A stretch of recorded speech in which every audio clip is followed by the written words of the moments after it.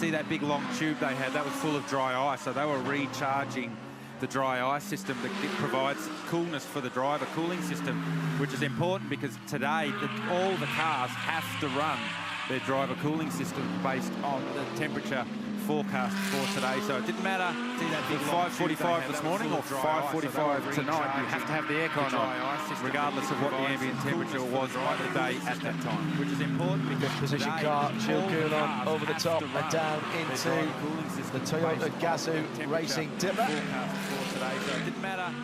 Right behind him, Ian James. A little bit further down, Racing leading the bronze category. 12th overall for Partner Racing. Position car, SPS running that car, that AMG for the Partner Racing, inextricably linked with Aston Martin. They've been developing the Valkyrie, funding and developing the Valkyrie. Renewal and the Partner Racing team.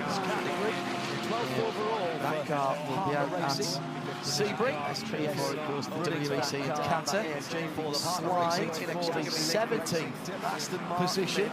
It's the second place McLaren Artura GT4 in its class. To Mark Rutherford, still aboard the Mercedes AMG. It's the red car. It's a bit more straight and stock the GT4 version of the AMG. Particularly, it's almost just plain red. And a much smaller rear spoiler on those GT4 cars. The Porsche has done has done select pit stops. It's a bit more straight stop race. They just stayed out, pitted when they had to. Well, they had to do one of them because they were off sequence and they were getting a lap. Yeah, absolutely. But the Porsche, they've gone the most ultimate of anyone so far. So while the lap they come in will be similar to everyone around them, there's still a few pit stops to the good of those who that plays out later in the game. As Carton was saying earlier, we talk about the fuel mileage that those Porsches get with that flat six, almost 4.2 It sounds a weird thing to say. It's part of the equation here. You hear Matt Campbell talk about the Porsche. It's not number one in the rankings in getting up the hill, coming down the hill, or even maybe on the twisty bits, but it does everything very well, and we've got to add that in to your strategic thinking. That sort of middle of the top 14 in footy, aren't they? But when it comes to finals, bang, they got on the big game. Well, you've got to keep yourself in it, Garth, by any means possible. If that means stretching, as WRT have done the BMW, as the guys in Porsche do, if you've got to stretch it, you've got to stretch it to keep you there. Whoops, that's a bit long. That's big as for the team. So, one, that's awkward because you're in the wrong spot. Second, really awkward because the fuel hose doesn't ring. So they have to actually, they had the car jacked up, have to put it back down again, roll it, and put it up. There we go again, and now connect the fuel ring. So that's going to take a little longer than the 80-second pit stop time in the reposition. You're in the wrong spot. We're having a look at the really awkward because the fuel hose doesn't ring. Pads as well there. Has to go jacked up. They'll be having a good look over the rear of that car every time it comes laying in the damage now staying over the top of the mount. Let's put a full stop on. We've been following the KTM story, right? We heard from Shea Adam that it was a dry belt that went on that car. In endurance racing, sometimes necessity is the mother of all invention. Oh, what have they used? Well, no, I understand that usually to do that dry belt, it's engine out. Yeah. But it's amazing how you can find a way to do it without pulling the engine out when you need to do it quickly to stay in the race. Right, here's the Porsche. So Alessio Picciarello will jump out of car 911. Absolute Racing will go to work. Vastly experienced Chinese-based team who've had a huge amount of success, in particular in the region, in GT World Challenge, Asia, and endurance racing in this part of the world. They're massive in Thailand, in the Thai Super Series as well. And they've been here before. They've been on pole position, yet to get a podium finish here. They plugged in Matt Campbell into this car for the first time today, 4 hours and 55 minutes into the race. We get to see Matthew go to work. They're blowing out all of the ducts around the front end of that GT3 car. The engine might be at the back, but obviously the best place to put all the cooling is around the front. Now they're not, the radiators and the oil coolers aren't as exposed as they would be in a Cup car. They're actually underneath the front of there. The airflow goes up almost through an S-duct, and that's what the slot in the hood is for. But they still want to keep all the air intakes clean as possible. So the minimum pit stop time in to out, 80 seconds. Yeah. 80.6 for absolute racing. Too tight. We've got half a second up their sleeve there, John. Too tight, that. And the reason, the way that you can do that is that drivers have a little counter, so the team knows the number from when the car turns the pit limiter on to when it stops. They know how long it's going to sit still. And then the driver manages, when they launch, they manage the time from their pit stop to turning the pit limiter off at the end of pit lane. And there's a little counter with a light on it. You get a green light or a red light. Green is good, red is bad. And all you do is manage your speed until you just have the green light flashing, and then you can turn the pit limiter off at pit exit, and away you go. Manage the time from their pit stop. Making sure that the Audi pit crew were over the wall. Racing heading out. Don't forget, just a couple of weeks' time, it's really not that far away. The opening round of the brand new Repco Supercars Championship, start of the Sprint Cup, kicks off at the Sydney 500. February 21 to 23, the pit lane party and everything going on. Tickets available now from supercars.com. Racing heading out. Don't forget, just a couple of weeks' time, it's really not that far away. The opening round of the brand new Repco Supercars Championship, start of the Sprint Cup, kicks off at the Sydney. You'll be there, mate. February 23, the pit lane party and everything going alongside you. Tickets available now from supercars. I'll get on your shoulder. I don't think that's the way it works. You've got the loftiness. Looking forward to a brand new season. Supercars Championship coming your way soon. Borderline revolution in the way we go racing in supercars this year, so it's going to be awesome. It's a real mix. I like what's the little shake-up. I like the idea of the playoffs, if you like, at the end of the season, getting down to the final four by the time you get to the last race of the season. 500k Enduro at the racetrack. The gentleman behind this car, owner and operator, Ben Motorsport Park, the traditional Bathurst 1000 great race, and then the run home. Wow, Velo Adelaide Grand Finale on the streets of Adelaide at the end of the year. 4 drivers, championship going into Adelaide. Something insane will happen. It'll be cool. If you were to pick the final four now, who would it be? I mean, Brown Feeney wasn't corners, but that's only because it was what it was last year. So, but that's the joy of it. You just don't know. You have a bad Gold Coast 500 and it could completely change the game. Correct. Sandown could completely change the game. It's sprint race mode. So, it's effectively a knockout when it comes to the playoffs. You have one bad race, you're in the bottom 3, you're out of it. But that's the joy of it. You just don't know. Good. Anybody playing that Joker? Sandown could completely change the game. So 7 hours, 1 minute. Coming down to another hour of racing having been completed since we kicked off at 5:45 this morning. Gee, that seems like 5 minutes ago when we first kicked things off. It's still the 2 BMWs from WR2 who have played the strategy perfectly. Coming down to extended their fuel runs to be able to take advantage. Now, look, you might say that they've had a little bit of good fortune in the fact that the safety cars have popped out. Still, the BMW safety cars have popped out. No. I'm only having. But, you know, got to be in it to win it. SPS Heart of Racing back in the lane. You might say the choreography of the pit stop going on. One side first, then the other side. Check the front. Keep that fuel going in. Driver helping the incoming driver. James steps away. Got to be in it to win it. Zachary Robichon part of that team. He did Dubai 24. Daytona 24 now here.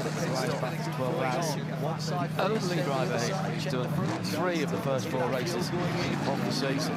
The Lollipop Man are left still doing it. I think they are because they're car controllers, so they can check the traffic as they leave. That's sensible. I like that. So, 12th position. And only 3 Ferrari, Roscoe is taking over that car. As it heads to the back straight. Still the right-hand indicator, but I'm pretty certain he's not turning right until he gets to Griffin. That's sensible. I like that to get to. So, 12th position. Porsche continuing to press on a little bit further down the field. BMW continues to lead. We're not far away from pit stops for our race-leading Team WRT BMWs. This is the heart of racing by SPS Performance. So SPS Performance of the team, heart of racing. Well, the heart of the program, I suppose. There's incredible outfit that you guys do put together. They do incredible work raising funds for hospitals in the United States of America. And it's sort of, John, and you know the program better than anyone, went well beyond its original remit, didn't it, really? And it's become something quite extraordinary in the world of motorsport and external to that. They're second in their class. I should emphasise there's a race within a race in GT3 at the front of this field. So they're battling at the moment with the Hallmark Property Group Audi, which has been criminally Hollingsworth, and Ross Gunning second in class. And Ross was super speedy all the way through practice and qualifying virtually yesterday. And that is second in their second of the outright pace. So they're in good shape. GT Love is coming here. It's his second visit to the place. And hopefully it's the first of many. And we've already started the sign the petition to bring him out here for some demo laps. So it's very much like that. All the Aston V cars here. Absolutely. Tony Prince had his work out with the ball through. Doing the 177 as well, not the V in that, but into the pit lane. The Ferrari of Alessio Rovera. They've got a 15-second time penalty as well. Next to Tony Prince, noted next to their name on the timing board. So serve that now. Serve that now. Yeah. So I'll imagine the car will sit still. There, 15 seconds. The driver, if he is getting out, they can undo their belts. So they disconnect their radio. They can do all that one and then sit there and wait. Apparently I'm small. Serve that now. See go to work.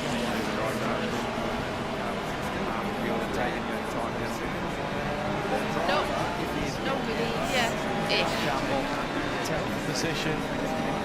One position higher Babe, than do you hear them? where they started. And they were outside the Pirelli pool battle. They've worked their way through out of sequence now because they made their pit stop first in this round of pit stops position. But what even now they'll be doing is just take the sun out to everybody has come back. And what's the international sign that a pit stop's about to happen? Cars can start going a little bit quicker just to get some pace aboard. And Mick Grenier behind the wheel of the GMR Mercedes is in fourth place at the moment. He's on lap 121. Set the car's quickest lap of the race. So they now, I would imagine, have a number when they're going to get to pit lane, and all of a sudden fuel saving becomes less of a concern.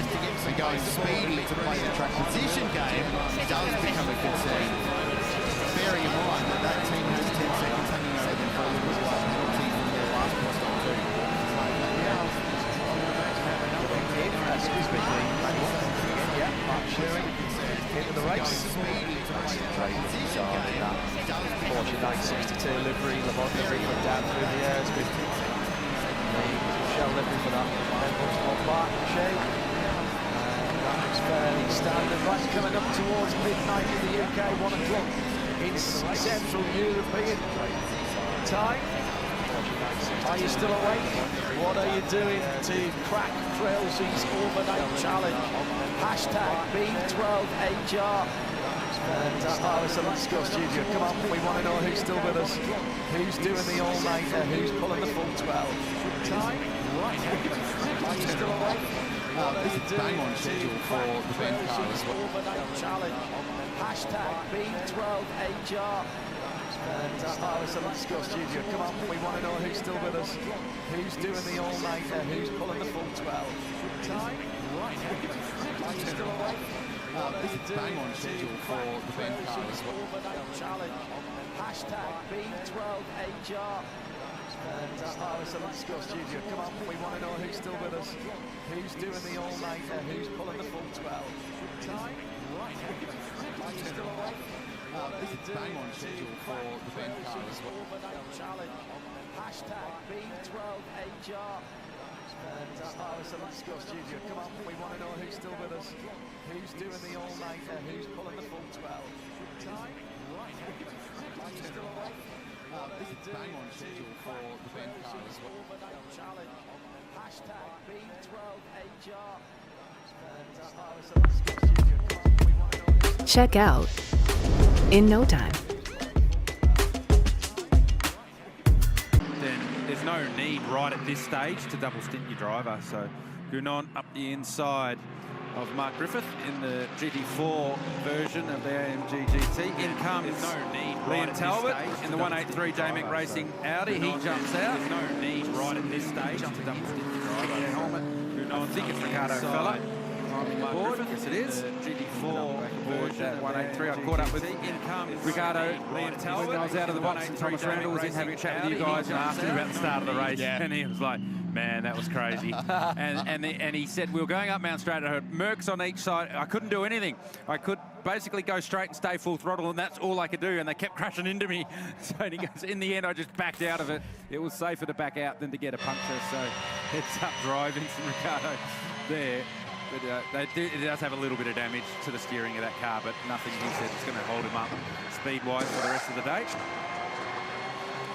So 75 Express go to work on, predictably, 75 car. So Gunon about on schedule, and we heard from Shay that Lucas Stoles will jump in. We've been talking over the weekend about Lucas' impact on this race, that he's never been in the car in the hero moments, but he does all the real heavy lifting in the middle of the day. And that looks like they're playing again today. And why would you change a formula that's delivered you victory second in the last 3 years? So keep Gunon clear for the end with lots of flexibility from his driving point of view, as the Mercedes gets gang tackled by a couple of Ferraris at the moment, and then gets down the inside of the Pro-Am car at the chase.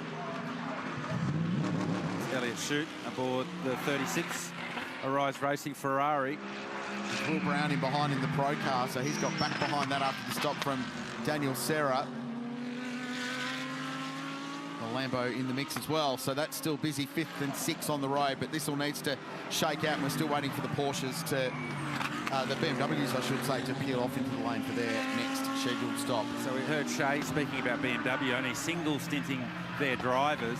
That's their strategy, and the 888 BM AMG Mercedes Mikel Grenier stayed aboard the 888 car. Yeah. So they took tyres and fuel, but kept Grenier in there.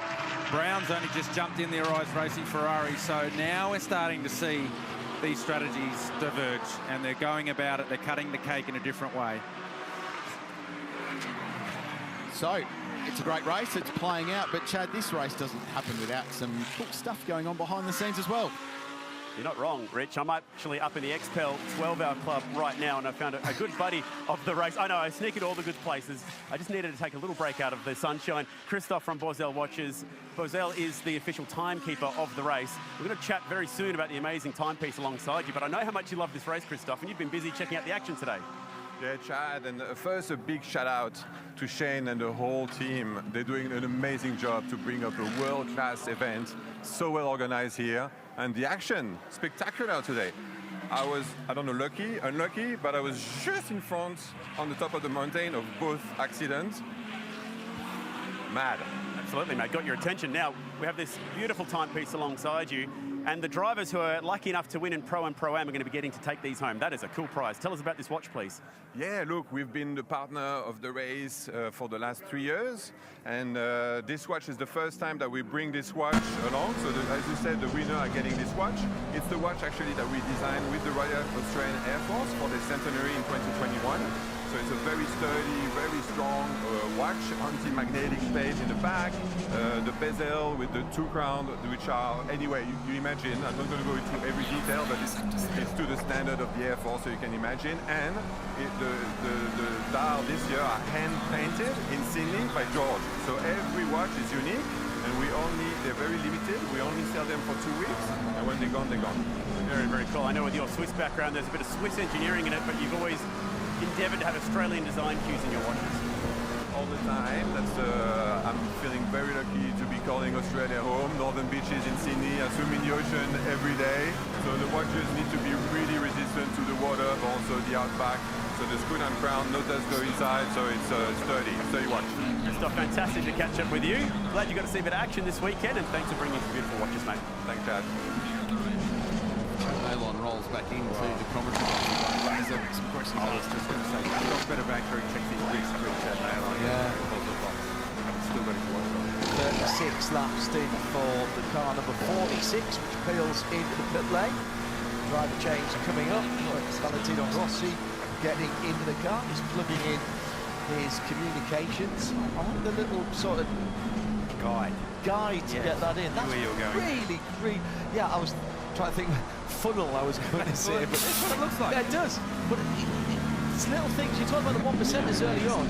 It's one less thing to get wrong. You get it somewhere really close, it's going to slot straight on. U.S. General from Harbor Freight.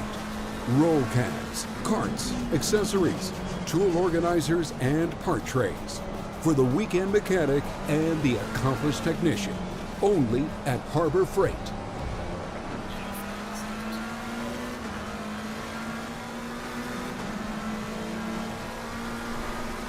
Ready to save? Shop the latest deals at Tractor Supply. Get $50 off a Blackstone 4-burner griddle, $100 off DeWalt air compressors, and $20 off men's Eagle Georgia work boots. Find these deals and more only at Tractor Supply.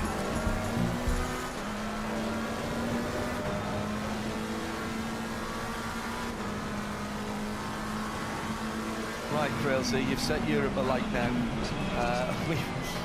We've got a whole host of people doing it. What have I done now? Thomas Reicher, waving hands from Germany. He's up all night. What is it there? Coming on to 1 in the morning in Germany, midnight in the UK, where Alex Ball is. He stayed up for Dubai and Daytona. He's definitely going to do the full 12.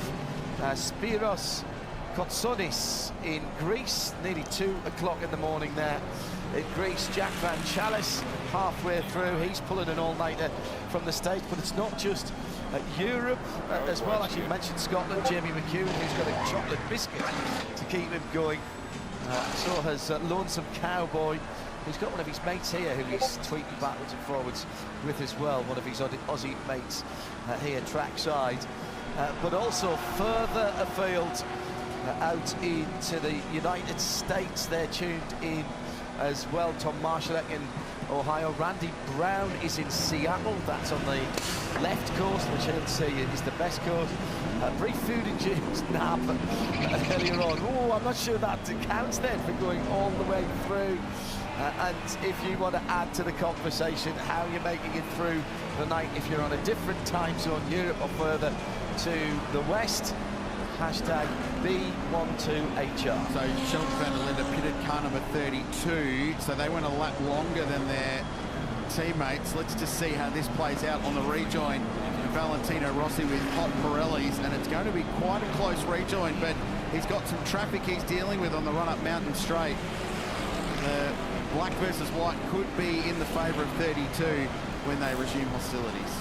Well, and importantly also, guys, they did not do the driver change. They left Augusta Farkas on the sidelines because Sheldon van der Linde said, no, I'm good, I'll go again. So we not only have a guy who's been in the car for a second stint, who just went a lap longer. He knows the track and the conditions a lot better than Valle does, although Valle is a lot fresher than Sheldon. They would have asked Sheldon, I mean, they would have had a couple of options at probably at this point of the race. And if they felt, they would have asked Sheldon, do you feel comfortable? Do you want to press on?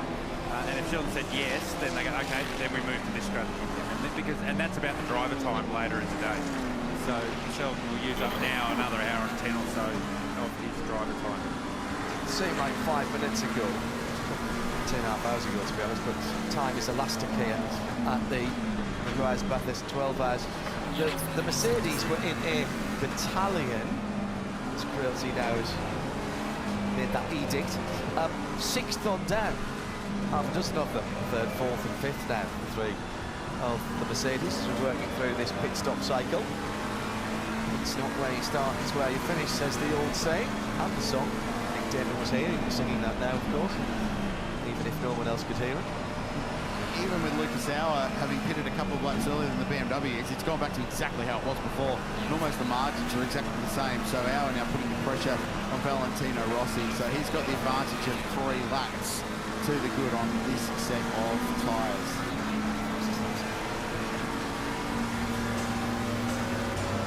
To get to this part of the Central Western New South Wales, you need to cross the Blue Mountains. There's really no other way, and what a place to do it. Stop by Katoomba, see the Three Sisters, swing by Catalina Park Raceway and have a wander around there for a little bit of motorsport history. But there's waterfalls, amazing hiking trails as well. It is a stunning part of the world. And why not make your trip up to Bathurst day one? So take a little bit more time and get up here to see it. So the race, Sheldon van der Linde leads 2.3 seconds to the good, with the pit stops now all shuffled out. So Valentino Rossi has jumped behind the wheel of car 46. Van der Linde has remained behind the wheel of 32, and they're a lap apart on fuel now as well. So it's the first time all day that the 2 BMWs have started to split themselves in terms of strategy. Only tiny little differences, but they're still starting to do different things.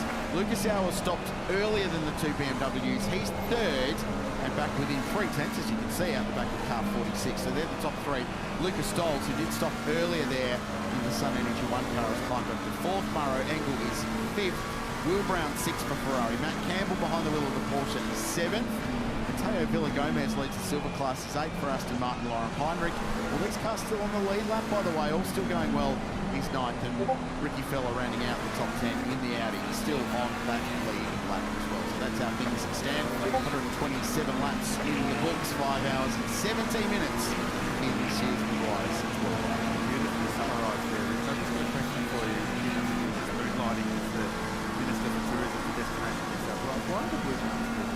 That's so funny, because that's what they look like when the explorers got here and saw them, and they had this lovely blue hue as a colour. You pick these things up, Garth, as your career progresses. And that's how they look like. But when you fly into Mascot, you fly in, you look across to the left, and you know, well, they look good. You know what causes that? Go on.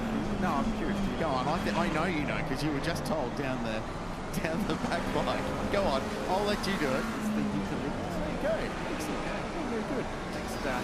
Next promo that you do. Informing and entertaining and informing.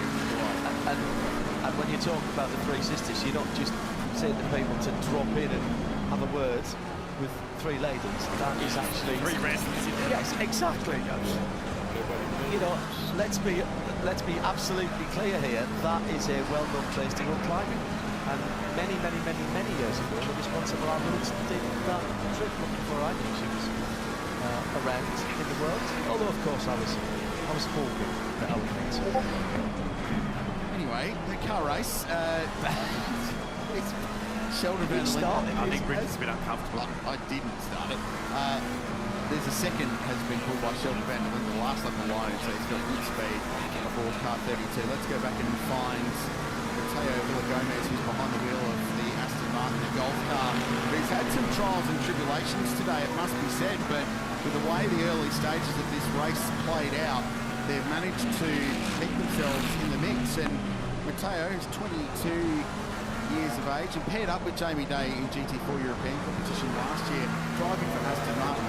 It's his first GT3 race. Oh wow. Yeah, first ever GT3 race. What a place to do it. What a place to do it. And also has the honour of becoming the first Ecuadorian driver to race in the Maguires Bathurst 12 hour, and by that extent I would suggest at Mount Panorama full stop, because I certainly don't recall many from that part of the world, from Ecuador, competing here at Bathurst. So 22 years of age, it's one of the youngest ever combinations we've seen from a driving point of view, with Jamie Day and Jay Robotham driving this Aston Martin. And so far they've put a really good foot forward. They're inside the top 10 as I look away from the monitor while saying that, as they give the fence a brush at the top of the hill. I actually sat back there as they were coming across the top of the mountain, scraping the bottom of the car as well, down through the Toyota Gazoo Racing Dipper. It's the number 27, Ross Gunn, and with the SPS AMG Heart of Racing, getting on for $13 million raised by that team. For the Heart of Racing refers to the Seattle Children's Hospital, the cardiac unit there. And as I say, getting on for over 13 million. A couple of the team during the long yellow flag and the lockdown got stuck down in New Zealand and decided whilst they were there they would take up some motorism, win a championship down there, as well as pairing up with a charity down there to make some money as well. BMW leading at the moment, and the flashing number 1 for Sheldon von der Linde. And it was a wild old start when we turned the clock back to 5:45 this morning, Rich. Approaching half race distance in the Maguire's Bathurst 12 hour, and the start, as always, spectacular, as always, frenetic as Mercedes, AMG and Audi boxed on, as they have been doing at this place for more than a decade now in this race. Disappointment for Scott Taylor Motorsport with Indigo and Maddox up the side. Scotty's dogs, unfortunately, they only lasted a couple of hours. So too Ryan Sorensen, who crashed heavily at the top. He's been taken to Bathurst Hospital just with precautionary checks after that impact. And the Belmont racing car, unfortunately, an innocent victim in there, but fortunately, they're back on the road. This car not. Stephen Grove, an enormous impact at Brock Skyline. And Leo Baird's vision shot from the outside of the S has captured the Grove car up in the air and landed. And Stephen has been taken to Orange again for precautionary checks to make sure he is okay. The BMW show at the front, though, it's been a really impressive performance by these two cars who have been lockstep for a lot of the day's proceedings so far as we creep towards the half-hour point of this race. Pit stop strategy has been good. They've been saving fuel, and most recently, they rejoined line astern with black number 32 leading white number 46. Mercedes AMG's Craft Bamboo Racing currently sitting in 3rd position. Sheldon van der Linde, the South African behind the wheel of the number 32. Not saving fuel right at the moment is Sheldon van der Linde. Peak speed for the number 32 BMW is a 2:03.30 back on lap 20. His last 2 laps were 2:03.3, 2:03.5. Valentino Rossi's in second place, the second of the BMWs, doing 2:04.5. So Valentino is more capable of going faster around here, and I just wonder whether they're actually changing tacks with their 2 cars, because van der Linde in the previous stint wasn't going this fast. He was saving fuel, and now he stayed in the car, he's double stinting, and he's dropped the hammer. He's disappearing up the road now, 5.7 seconds over Rossi. Lucas Auer still in 3rd, Craft Bamboo AMG Mercedes, so he too is double stinting in this phase of the race. But it's to me like the focus of the strategy's changed on the 2 WRT BMWs. Could it just be, this is not criticism, although it is both of them, actually, I was just going to say, could it be that Valentino just, he doesn't do fuel saving? No, well, I think Valley is, as is Lucas Auer. I think van der Linde's just decided it's time to go. Okay. Because it's not like Valentino's going slow, because Lucas Auer hasn't just rounded him up and driven up the road. So I feel like there's been a strategy change for the 32 BMW in this phase of the race. So just keep an eye on that. Generally, this sort of stuff takes a stint or 2 to play out. It's the beauty of 12-hour racing. But there's Lucas Auer, 3rd, started from pole position after what was a mega qualifying lap yesterday. Never seen the joint before, would have prepped on the sim, would have watched a lot of vision, turn up and in qualifying with the 2nd fastest qualifying lap in the history of the race. It's not a bad effort, Richard Crowe. On that note, let's go to Chad Nailon. Yeah, down in the Pirelli pit bunker, guys. I just want to update you as to how this race is tracking. A little bit of a slow start to this race with the 2 formation laps and a ton of BMW safety cars to kick things off. So where are we projecting to see the checkered flag at the moment? Well, we're averaging 24 laps per hour and a projected 288 laps in the race. Now, that's going to leave us somewhere down the bottom of the list, but we're expecting this race to get faster towards the end, expecting fewer BMW safety cars toward the ends of this race as well, so we should see that number creep up somewhere around the 300 mark, depending on how long these green flag sessions are. Now, we heard earlier, we had our discussion about the greatest of the GT3 era, and I invited Shay down to tell us that she thought that Maro should be in that discussion. Now, Krause, since I know how much you adore the Maguire's Bathurst 12 hour, I figured I'd give you the next pick, mate. Thank you, Chad. Well, it's appropriate because he's behind the wheel of the Porsche now. So my nomination, of course, it's Matt Campbell. How predictable am I? But there is no surer thing, Chad Nailon, than this guy winning today in terms of the Bathurst 12-hour GOAT. And there's a couple of reasons. His form here since 2017, have a listen to this. Second, fourth, second, first. How good is that? His strike rate is remarkable, but let's talk impact. Porsche had never won a Bathurst Enduro before 2019. Out of everything, the most iconic brand in international endurance racing had never won at Bathurst. And they wouldn't have had Matt Campbell not done what Matt Campbell did at the end of the 2019 race. They'd never scored a pole position, just wait your turn, until 2020. They never scored a pole position. He's up in the scene at the moment. He's brought a dossier to the discussion. He has. I've literally got notes on this.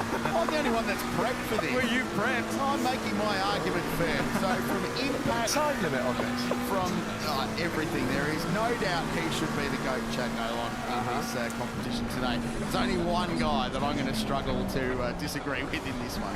Does the defence rest? Well, I mean, man, he's still got 3 pages to go on his sales pitch here. I feel like I'm the prosecution, but I'll roll with it. It's a fair pick, Rich. It is a fair pick. Let's just mark down that Rich picked a Porsche driver, and we'll let John have a pick. Strongly picked a Porsche driver. All right, John, over to you. Here you go. This was really tough, but they were all actually from this area of the world. I had John Bow in there as well, but one of his wins actually wasn't here because he's got 3 wins, but it was one of the Eastern races. Look, Lousy, he's done everything. He's won here a couple of times. He's been on the podium. He's stretched across eras. That's why I think this has got to be the top of the tree, because he just keeps on coming and doing it back. Now, he's done himself no favours today, and I'm going to have a word with Craig about this, but it just proves that once in a while, even the best are human. But that win on screen right now in the Alan Simonson car as he came home, oh my goodness me, that was just goosebumps. John was with him, JP was with him on that. That was JP's 3rd win here.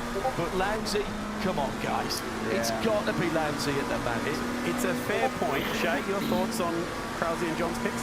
The gentleman whose name is at the bottom of the timing screens for every session we've seen so far. Morrow angle, thank you, the defense rests. I'm just going to go do some prep work for mine. Yeah, you need to put about 12 pages of notes together. Don't worry. I see you, Crail, and raise you when it's my turn. Don't worry.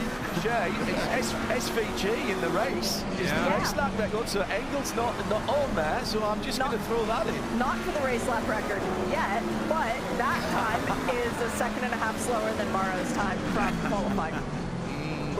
I'm sorry, I don't think you played the googly very well there. That was like an episode out of The West Wing, listening to Krause just tee off.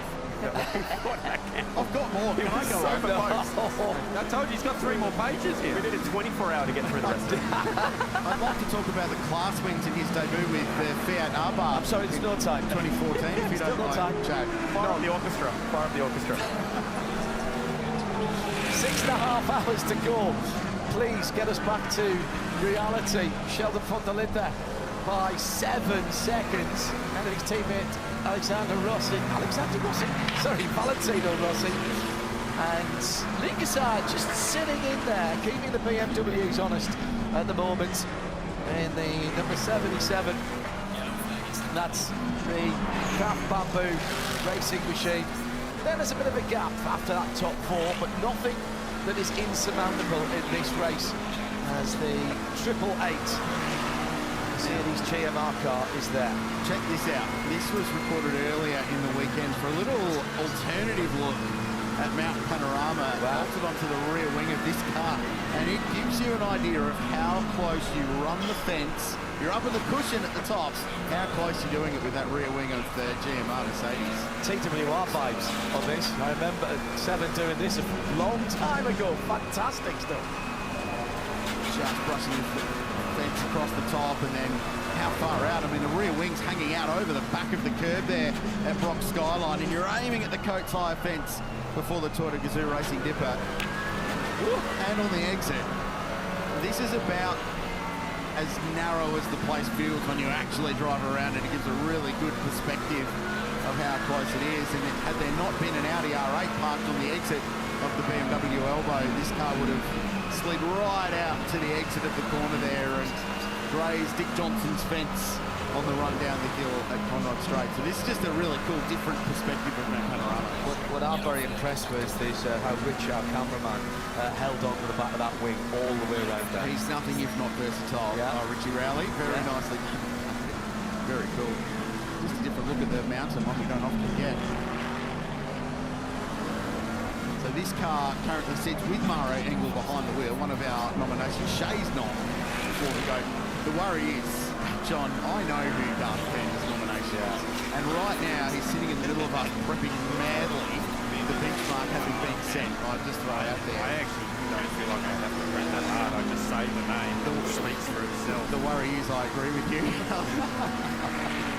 So BMW continue to lead, and Sheldon Vundel into the South African has dragged the margin out to 7.4 seconds as we race towards halfway.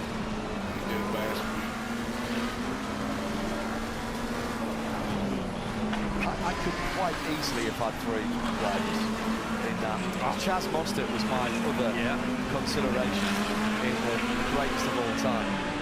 And again, for him, it's as much as what he's done away from here as it has been for here. But the requisite was greatest of all time here in the GT3 era. Well, Chazzy could have added to the argument after the performance this morning. Yeah, that was impressive. 7 laps to get to the lead. Impressive. Anyway, you might be liking He's not. I don't want to spoil it, but he's not. Spoiler alert. We haven't had Chad yet either. I'm looking forward to that one. I feel like Chad will make a reasonably passionate argument for his pick. Well, tell us yours. Hashtag B12HR. We'd love to know who you think. And it can be. There's no requirements for judging. It could be impact, it could be excitement, it could be something you get out of bed to watch or buy a ticket for. And if we haven't mentioned someone, like you said, get it. It's not going to make any difference now. I'd say you're not going to get anybody into the top 5, but agree or disagree, we want to know. Did you ever consider, what's the bloke's name? Nominate Garth Tander, that guy. Did you consider nominating him potentially? Not for this race, no. Not for this race, he says. Happy to put himself in for contention for the October one, though. Yeah. So we'll roll around again, and we'll do this in October. And interesting self-nomination there. And to be fair, he's won it 5 times. Did not make any self-nomination. I like it. Actually, your name could get a mention as the 12-hour goat. Well, and how passionate you are. You know what? I have never driven a lap of this joint in the Bathurst 12-hour. Hello, or any other. It was suggested earlier on that given the fondness in this part of the world for adding super to stuff, should you just not be super crew? No, we don't need that. Hard to listen to you. Sorry, John, while Chaz Mostert's doing being Chaz Mostert. Eating in random ways. It was the eye contact for me. Yeah, I looked away. Yes, well, you didn't see it. I found it vaguely uncomfortable, to be honest. Unfortunately, Chaz has looked into my eyes many times. It is just after you do not want to remember them. It's good to see. It's good to see. We'll leave that right there. Tracy Walters is in Leicestershire, staying awake at the moment at just after midnight in the UK, as are many of you. Hello to Alan Prosser in Wales, and Joffrey as well. I tell you what, we've stirred up a hornet's nest with this 5 noms for the greatest of all time. They're all coming in now. SVG's been mentioned a couple of times, raced that record holder. Oh, it was definitely in the consideration, there's no doubt about it. Has to be in the conversation. It's been a big morning for Tony Levitt, right of screen. He's in the Method Motorsport McLaren, Artura GT4 car. So he's just catching up on 40 winks at the top of the race, getting himself ready to jump back in the car as Will Brown continues to work, running in 6th place for Arise Racing in Ferrari. So we're racing our way towards half race distance in the Maguire's Bathurst 12-hour, and there are a bunch of cars still very much in the conversation.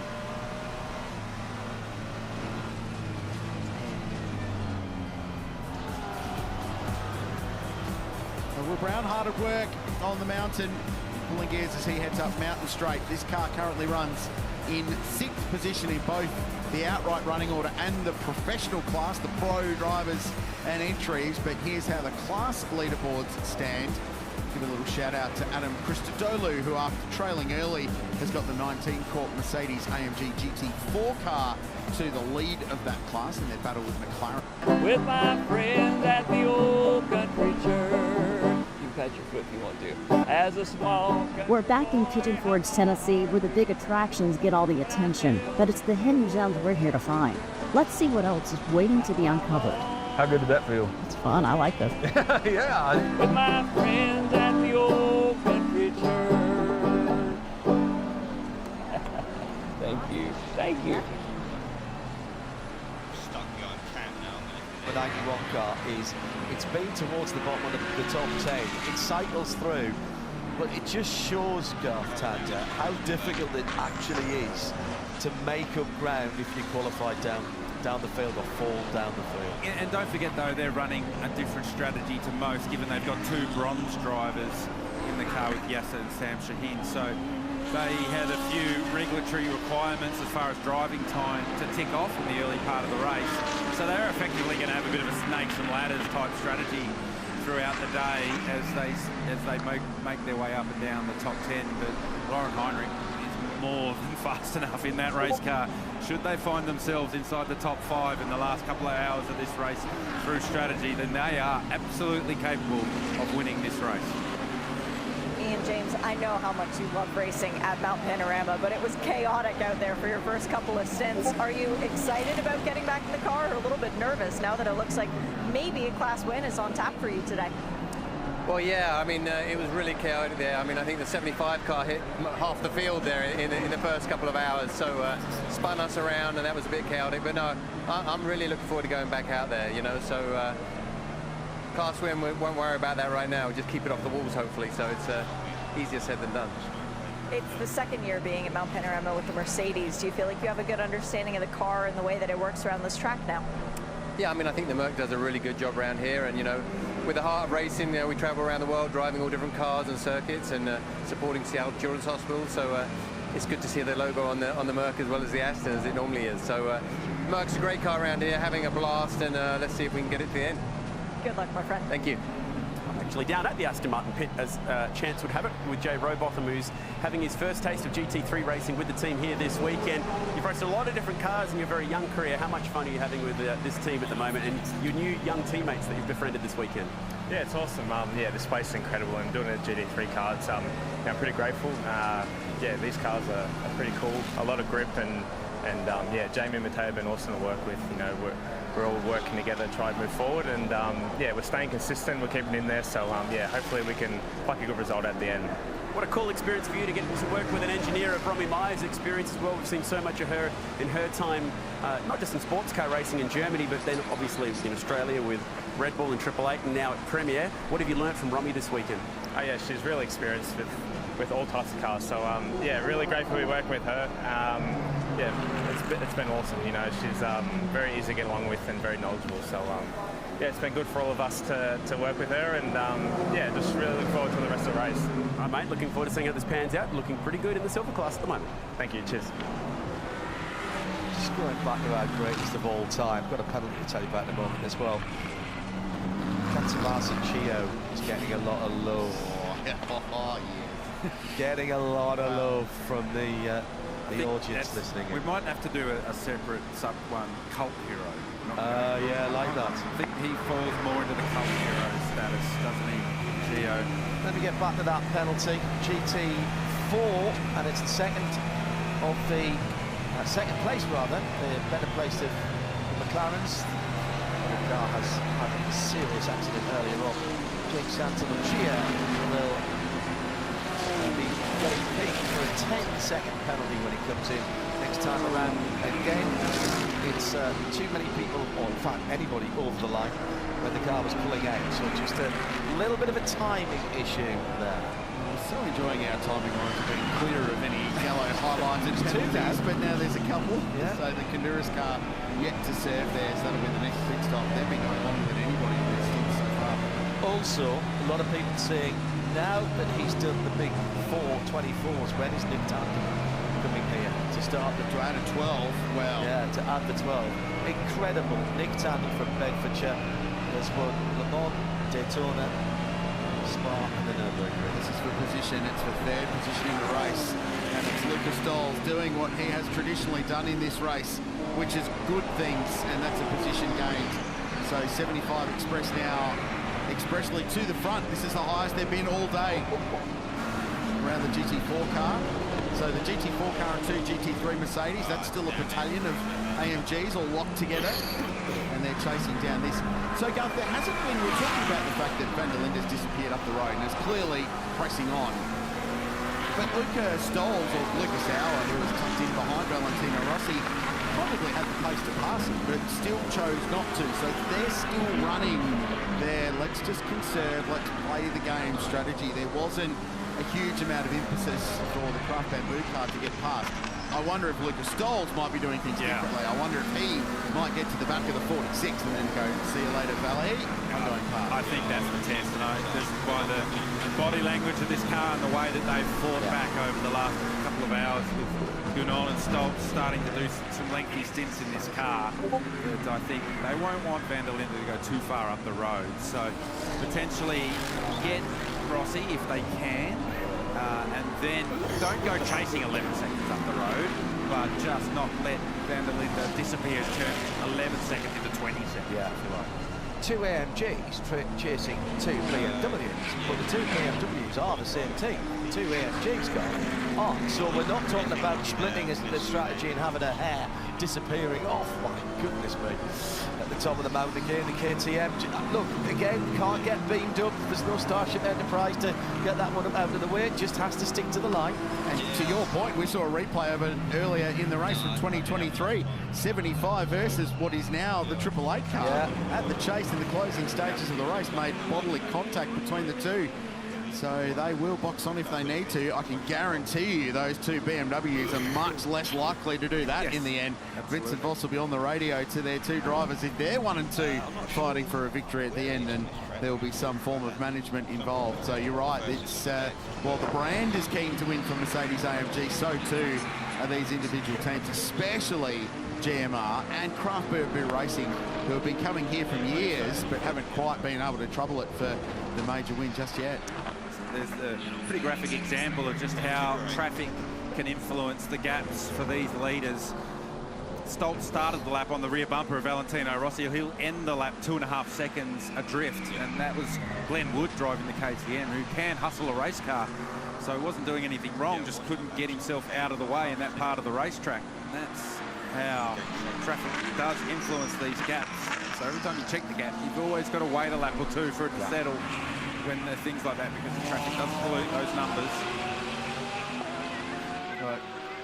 Early in the race, Glenn Wood in that car, the Invitational class has a benchmark lap time. They're not allowed to go quicker than over 2:06.00. And to be fair, it was 5/100ths quicker, but Glenn Wood's 2:05.95. I think everyone at that point was like, just doesn't matter. Just don't even look at it. It's fine. Just get to the finish. It's all good. Yeah, it's great to see them back out on the racetrack. 114 laps complete for the KTM. 140 for the leader. So there's 2 milestones approaching, gents, very, very quickly. One of them is the 6-hour mark, which is 16 minutes away. The next one's that iconic 161 lap mark, which is 1,000 Ks, and we'll tick those boxes off within the next, well, one of them in 16 minutes and the other one within the next half an hour. You talk about ticking off boxes. Well, right now it's about ticking off laps for Mark Griffith. You guys are back again to defend the class win. Right now it's looking okay. Just go out there, put your head down. Do you pull back at all, or are you guys still giving that Mercedes 100% throttle? No, my job's just to bring it back in one piece. So I'm happy to go slow and let the others. We're 3 laps up. We're still a lap up. My job's just to bring it home safely and let Adam and the boys do what they do best. Yeah. So it's damn hot out there, and those GT3s are an angry pack of people. Very well put. I was going to ask about that, because it's a bit like you're being attacked at all times from the GT3 cars. How difficult is it to keep your head on a swivel? You just got to keep looking in your mirror, and you only have to glance. You can see the whole track in your left mirror, and then the flaggies are pretty good. They're giving us a blue flag. Once you see a blue flag, you sort of become more alert and make sure. So most of them are pretty good. Some are a bit wild. They forget when they pass you that you've still, they've got to give you room, but it's all good so far. Now, you were telling Crailsy and myself about a special team member and a car that you have wrapped in a similar livery. Tell us a little bit about all that. So our team manager, Julia's from Italy, and she came, they were in Dubai with us, and then she came out and stayed with my wife and I at home, and we gave her a little car to drive around in. So we wanted her to feel the spirit. So we gave her a smart car, which is actually wrapped identical to the race car we're in today. And she was driving it around, and the kids would stop her and ask her if it was a Hot Wheels or what it was. But she loved it. She thought it was great. I love that it's Mercedes powered too. That just wraps it up together. And it's even a Brabus. It's got an exhaust on it. That is proper. And Julia's dad is a team owner, so she's very well aware of this whole racing thing. Yeah, correct. He's my brother from another mother that we met in Dubai, and we didn't realize how many things we have in common. So it was nice to meet Julia's father over there. It was fantastic. Good luck the rest of the way, Mark. Just keeping it out of the wall. That's the goal. Get that first place trophy. Yeah, that's what we want. We want to go back to back. Then they can talk about us. Thank you. He's one of the great characters of the sport is Mark Griffith, and hello to his long-suffering wife Sandy at home, and he was very keen for me to point out that the cats will be watching this race. And Garth, this tells you a bit about Mark Griffith. His cats are named R2 and Obi-Wan. Nice. And he's got two remote control lawnmowers, two that he can track on an app, and he's called them Bricks. The other one's called Stratton. So Griffith's got it all going on. I've seen a picture of the little smart car too. Very impressive thing. Briggs and Stratton are a big sponsor of Road Murray. And there's the Briggs and Stratton multiplex kart there. Kart track there, which I've raced on. And talking about the US, we keep talking about the international audience, and out in San Diego, it's about as far as you can get without getting your feet wet. Hello to Randy and Lindy, pulling the all-nighter to get to the finish in just over 6 hours' time. That number 50, KTM, going to get a drive-through penalty for a pit stop infringement when that car gets to the finish. When that car gets to the finish, those of you who are here on the mountain, I want a standing ovation. I want so much. I want it like your team's won the grand final. Okay, I just want noise when that car comes through, and we are going to give them the best send-off when that KTM gets home at 5:45 today. Oh, I love your optimism, I really do. I'm positive vibes, mate. That's all it needs. But they've had everything else thrown at them, so. So this is Lucas Stoles down to the Toyota Gazoo Racing Dipper. And while he's got to the back of Ross, he hasn't made an enormous impact on the back of the 46 BMW. Just listening just then to run down to Forest Elbow, massive lift and coast. So if we stay on board the 75 AMG Mercedes as he makes his way down Codrock Straight, I would hedge a bet that we will lift very early before we hit the brake pedal, and you'll be able to hear it. So, oh no, Super Barn, AMG Mercedes, that's in the gravel trap at the exit of turn 1. James Koundouris is aboard that car right now. That's the silver class second position car, 13th overall. Safety car boards and flags, safety car boards and flags. BMW's in the leading car. But I would imagine everyone will now come to the lane. We're far enough into the stint. So how did Koundouris end up there? He just lost the rear on entry. And we saw Maxi Goetz right back on lap 1 at the start of this race. Near on 6 hours ago, have the same moment. He was able to catch it, but it's caught Koundouris out. This is actually going to disadvantage a little bit the WRT cars, because it will put everybody else on the same pit stop sequence. There, at the moment, they're quite a few laps better off on fuel than those around them. They've been going longer. Oh, they weren't far away from stopping either, because there's David Russell in the Tagani Motorsport garage, waiting, helmet on, suited and booted. So to John's point, the BMWs were 3 laps to the good of the cars around them, which at this point of the race isn't make or break. No. If you're 3 laps to the good at the end, it might be a different story.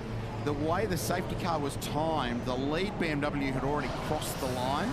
The second one wasn't far away, so it was too early for them to commit. Those that have committed immediately, Mauro Engel has peeled the GMR car off with the colour bars on it, and the Porsche's in as well. And Matt Campbell just saw the shot, so he was unplugging himself. So his first little cameo in the race will be pretty short-lived by the looks of it. He waited. Oh no, staying in. There was some unplugging going on, but he's decided to stay in the car. So it'll be a longer-lived cameo for one of our nominees. You did nothing for 5 hours. Stay in there, do some work. So brand new set of Pirelli unused tyres going on, unused sticker tyres or green tyres as we call them in Australia for some reason. I don't know why. Brand new tyre going on. 81 second stop for Engel, so he's out. And there was some last-minute busyness trying to get into the lane. So the safety car's called, and watch car 77. So Lucas Auer of Crump Racing. Yeah. So the team went pit, and he was at the point of going, no.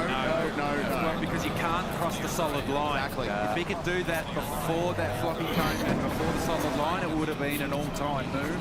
But he was beyond that, and you can't cross that line, so that's why he's gone on. They're not actually at a disadvantage because the cars they're effectively on a Scarlettics track now. They're all doing 80k now. They're all going the same speed. So it didn't matter where you are. So the 888 car and the 911 car, they were before pit entry, so they could dive in. But as the leaders were just past pit entry, they'll come in next time by. And this is actually a nightmare scenario for race control because the BMW safety car's sitting there to pick up the leader, but I'd put money on the fact that the leaders are all about to swing down into pit lane at the moment. There for a while. Yeah, so they're going to be waiting for a while to pick up car 32. So here's the question: can they get in and out and hold on to the lead with the 80 seconds? They should be able to. Yeah, I don't think so. Yeah, well, it's the same for everyone. As long as everyone hits, they'll retain the lead. If someone decides, so if 75 Express stay out with Lucas Stoll, which I don't think they'll do, they could assume not at this stage of the race. I like the idea of track position. This is quite often a track position race, but they were longer into it than anyone else. Yeah, so. Exactly. What also tends to happen when we go effectively football's yellow now before we go to safety car is any gap that you had effectively doubles. So any gap that you had at race speed doubles effectively at 80 kilometres an hour. So Sheldon van der Linde had a gap of around 16 seconds over Valentino Rossi before we went yellow. That gap is now out at 30 seconds, and that's as a result of the 80k an hour.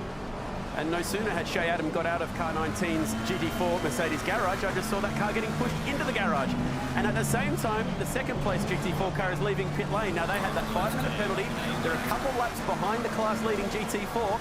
I'm going to dive in and find out what that problem is down there for the Griffith Mercedes AMG GT4. But this is a critical part of the race for them. The fight for that class honours is on right now. Yeah, thanks, Chad. Good point you make. So even in GT4, there's some drama hanging on. Leaders are in the lane. We're under the control of the BMW safety car. And Maguire's back as well.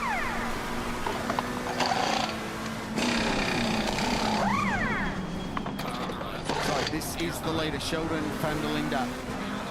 Brand new tyres as well, so unscrubbed tyre, and all through practice and qualifying we were keeping an eye on the Mercedes teams, particularly 75 Express and GMR. They were all roading tyres very, very lightly, whereas BMW did not, Porsche did not. I've seen those two cars on a brand new green tyre or a second tyre at this round of race. Slight scrubs perhaps going on 46. Rossi staying behind the wheel. Stoll's in from third, Auer in from fourth, and Will Brown in from fifth in the Ferrari. This is a different stop to the 77. The Mercedes-AMG Team Craft Bamboo is going to do a brake change by the look of it on the fronts only. Lucas Auer has gotten out, and yep, they're going to work on the right front brake. Changing that out. They did have a tray ready for the left front as well. Now, this is interesting because it's a 12-hour race, and normally with GT3 cars, they'll do a brake change in a 24-hour race around the 12-hour mark. There are more difficult slowing down parts around Mount Panorama than most circuits, so this could come into play in a more evident capacity toward the end of the race. If all of a sudden the 77 is involved in a fight for the win and they have better stopping power, that could give them the advantage that they need. 4 sticker Pirelli tires going on this car. They've changed the right front. They did not change the left front. So that's very interesting to see if maybe they're going to come back in and change the left front brake as well. It's Jaden Ojeda who took over that car, by the way. and down a BMW. Identical pit stops for both the 32 and the 46 car. On that occasion, it was 4 new tyres, both getting a big drink of fuel, both doing a driver change. And just making a note for those who weren't watching the coverage earlier, that car 32, a few pit stops ago, that car would not turn back on with an electrical gremlin. They've had 2 pit stops since then where the car has turned on successfully first time. So whatever that little problem was earlier, but now rectified itself. Yeah, that was why they were a little bit longer. Brand new Brembo brake pads going into the Craft Bamboo car on both sides. Yeah, they would have done both sides. So that's something we see regularly here at Mount Panorama in supercar racing. Absolutely do pad changes, and in some instances do a rotor change as well. Halfway through the race, so you're under safety car. So the same is happening at Heart of Racing as well. And the pads that came out of the Craft Bamboo were well worn. They were beyond half wear. You saw the pad that came out, and you'll see it similar here on the Heart of Racing car. Look at the width of the pad that comes out when they ultimately get it out. Is significantly less than the pad that goes in. So what they're doing there is pushing the pistons back, and now they'll pull the pads out by hand, and when they put their hand with their foot on the brake and come into the pit lane, those brakes are north of 800 degrees. So spare a moment for the mechanics that are changing pads right now, and a much thicker pad going in.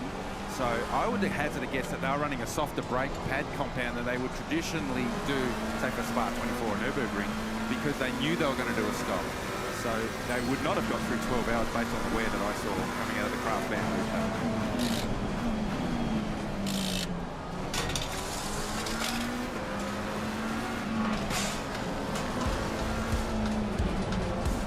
The City of Sydney and Sydney Harbour Barangaroo on the right of screen. And there's the Harbour Bridge. Circular quay in there as well. You touch the Manly and pop up to Bondi as well. I know my international friends are going to do a little bit of touristing around this state after the Maguire's back to 12 hour this week. We are behind the control of the safety car. The bananas are in force at the top of the mountain, getting themselves good. Quick health food action for them. There's been a lot going on in pit lane as well during this safety car period, and teams looking to take advantage of a slowed pace to execute a brake pad change. So two of the Mercedes AMGs changing brake pads. And doing it in a slightly different way, because the Heart of Racing SPS car, they had to take a bolt out. It was a split pin on the other AMG, so slightly different brake caliper on those two, at least keeping the brake pads in. That's called the bridge at the back of the caliper. In the supercar racing, we have a quick release one. You can get out quite quickly, whereas in the GT cars, traditionally they have a bolted bridge, so that's why you saw them with the air rattle gun effectively taking that bolt out. Whereas when you have the bolt in, you have a much better brake quality. The caliper's much stiffer, it's got more structural rigidity.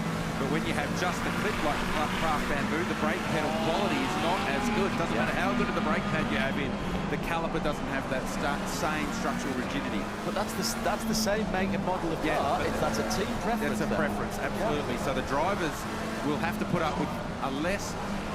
The brake pedal quality won't be as good for 12 hours, but you'll have better stopping power for the 12 hours because we're going to change the brakes in the middle of the race. And we've seen it in the past in this race before, that new brakes at the end can make a difference. I revert back to that vision we saw of Craig Lowndes and the Ferrari being chased by the Merc, which had new brakes, and it almost won them the race. We've got some great partners in the Maguire's Bathurst 12 hour this year, and one of them is BP Pulse. It's a relationship stretching all the way back to 2018. This year they've returned as the consumer fuel partner of the event. The BP Pulse safety car, in fact, is a Porsche, and it can be seen on the Retro Supercars Championship schedule all the way through the year. And this great area has been set up in Harris Park, which is behind the pit straight grandstand, food and beverage and all stuff going on there, lots of entertainment, and we thank BP Pulse for their ongoing support of the Maguire's Bathurst 12 hour. Race control sending messages that the wave by is in effect, and Guy Valmont Racing continues to be ready in pit lane. Just a quick note for our international viewers that we will be shifting over to the second part link on the YouTubes at the moment in about a couple of minutes. So you can get on there now, it is actually active, but make sure you head over there fairly shortly as we head into the second part of the race. I had the great idea to show you what the used brake pads look like, but since those are still at about 750 degrees, I'm not going to grab a set of those to show. So I'll just give you an example of what new brake pads look like. And this tool that they use to actually pry the pistons off to try and do that brake change, these are the thickness of the new pads, and the ones that we saw came off were at about there. So it was a significant wear rate. As Garth pointed out, almost 50% probably would not have made it very well at the end of the race. And when do you need new brakes best? That's when you're going for the win of the Bathurst 12 Hours. So very good decision. And it looks like all the Mercedes teams will be changing their brake pads at some point. The 75 Express crew, they've got the tools ready to go. And we happen to be in the Group M garage. So you know that the 888 is also going to be getting fresh brakes at some point soon. Thank you, Shay Adam, for that update. That gives you a really good indicator of how that's working. And this was very tight.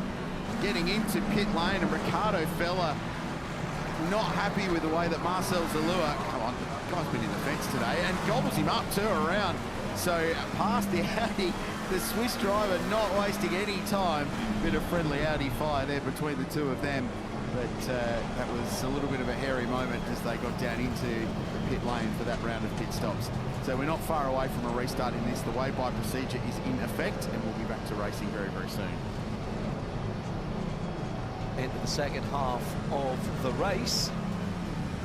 And everyone in behind the safety car right now, the BMW M. Just a little behind the race lap record, 3:23. Just dropped 2 or 3 laps an hour behind that because of this. It will pick up again as we're heading towards the end of the race if we get long green flag runs.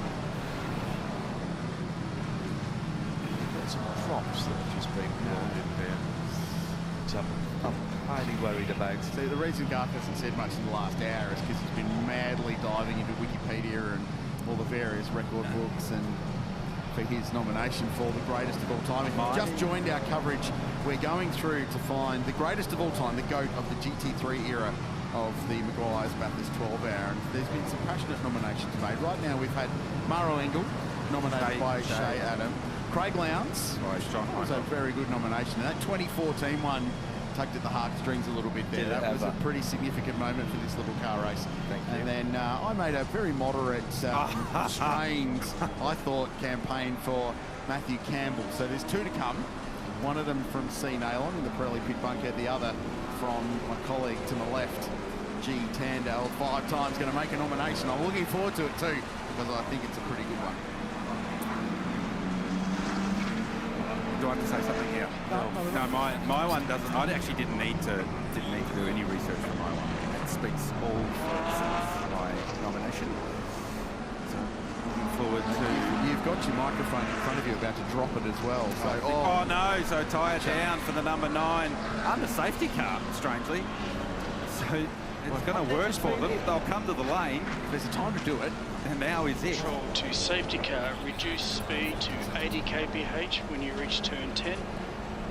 Now at the back of the Tigani Autosport team, the Tigani Motorsport, the Superbarn supermarket cars have been recovered from the gravel trap at Hill Corner, and it will be pushed into the garage. Gee, these guys have worked today, haven't they? So they run the Gaia Valmont Racing Audi, so they put a new rear corner on that car to get it back in the race, and it looks like they're going to have to work pretty hard to get the Superbarn Supermarket's number 47 car in. So they're third in class in silver at the moment, so they're fighting for a trophy.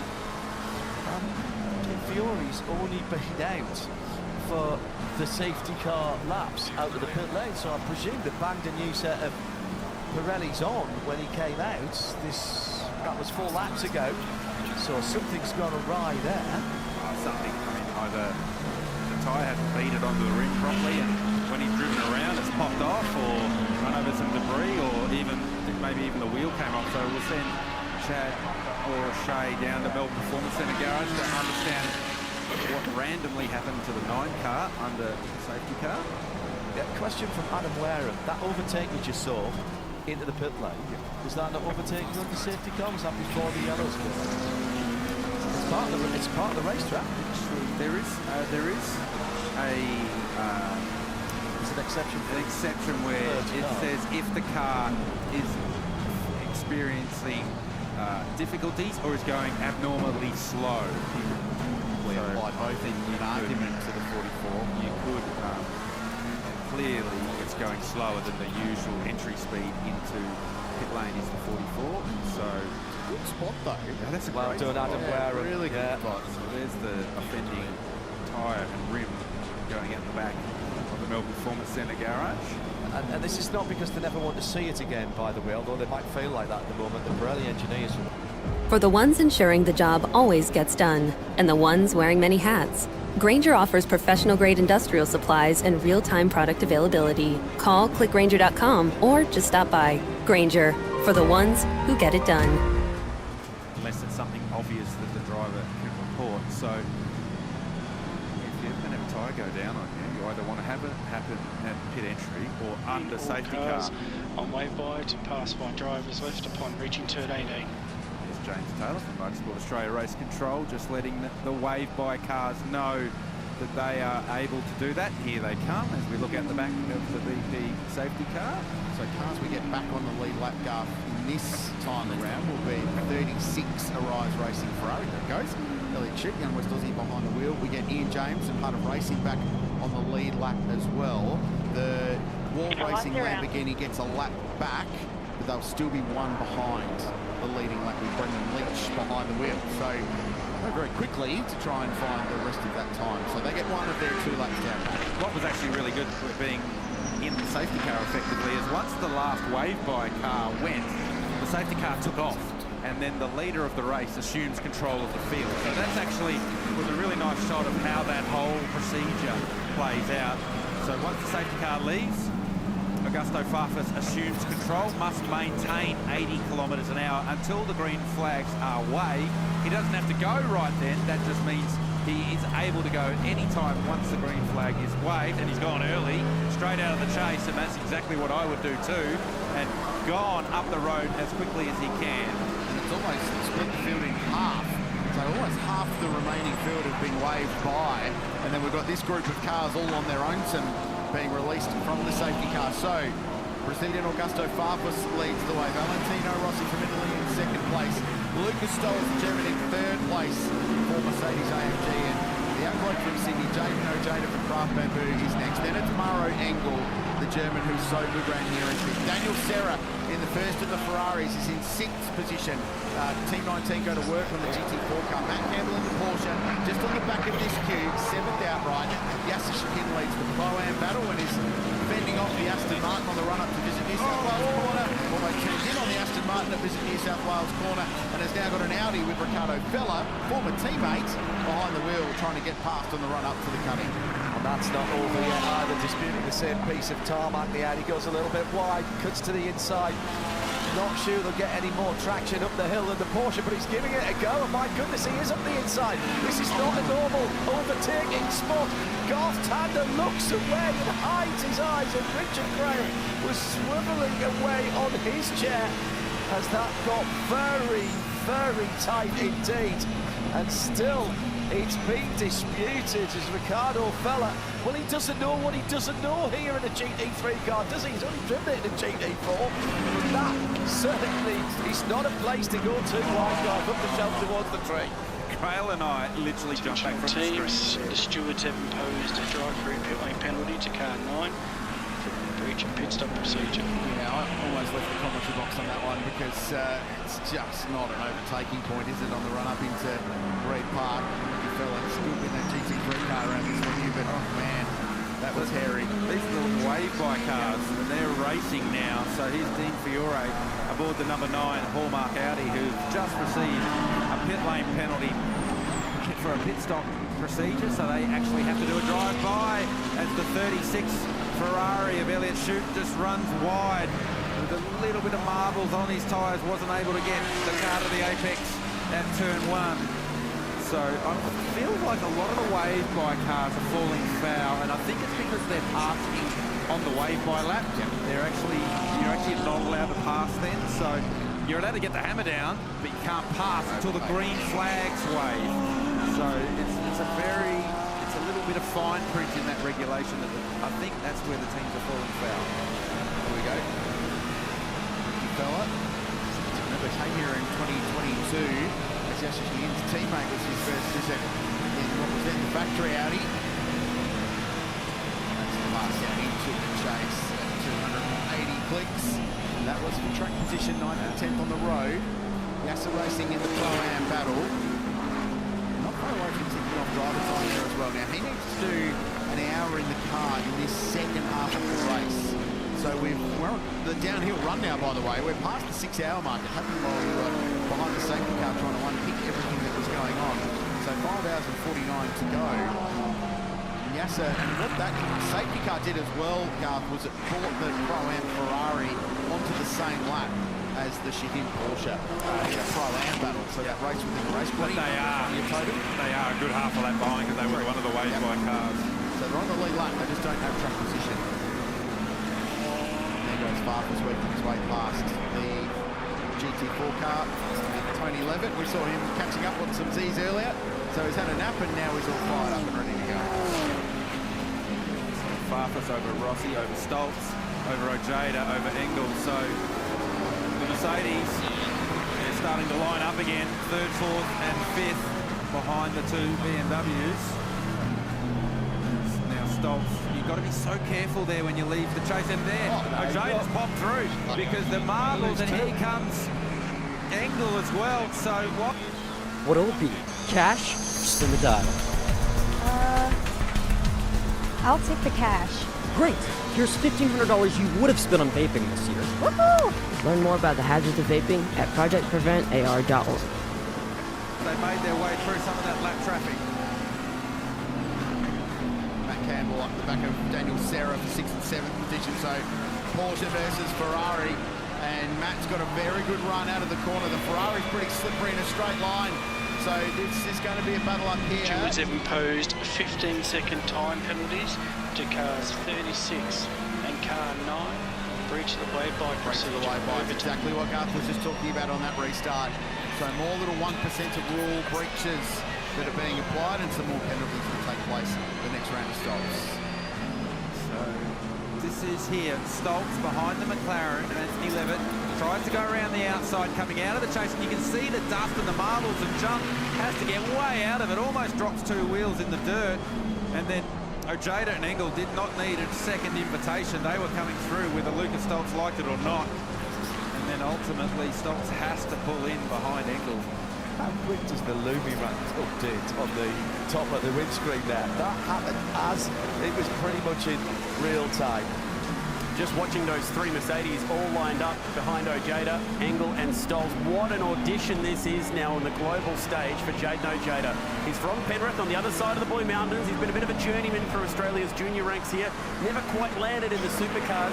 Now he's got an opportunity to prove to Mercedes why they should be giving him this opportunity to become a Merc driver all around the world. This is a great chance for Jayden Ojeda in front of possibly the best Mercedes AMG GT3 driver of all time, Murrow Engel, to show what he's made of. That's a great point, Chad, but our leaders now have caught the back of the wave bike cars, and Elliot Shute in the Ferrari. He's got to come to pit lane for a penalty. They are lined up. 1, 2, 3, 4, 5, 6, 7 are all there after 6 hours and 15 minutes of racing. They are all in the same shot, and there's still more lap traffic to come. Glenwood in the KTM, and the heart of racing Mercedes of Ian James just up the road, and they will not clear them. The leaders will not clear them before they get to the top of the mountain. The 2 BMWs, 3 Mercedes AMGs, a Ferrari and a Porsche, and just behind them an Aston Martin. All on the lead lap, all fighting for the lead. The Audi's still in the mix as well. KTM is right in the thick of the action.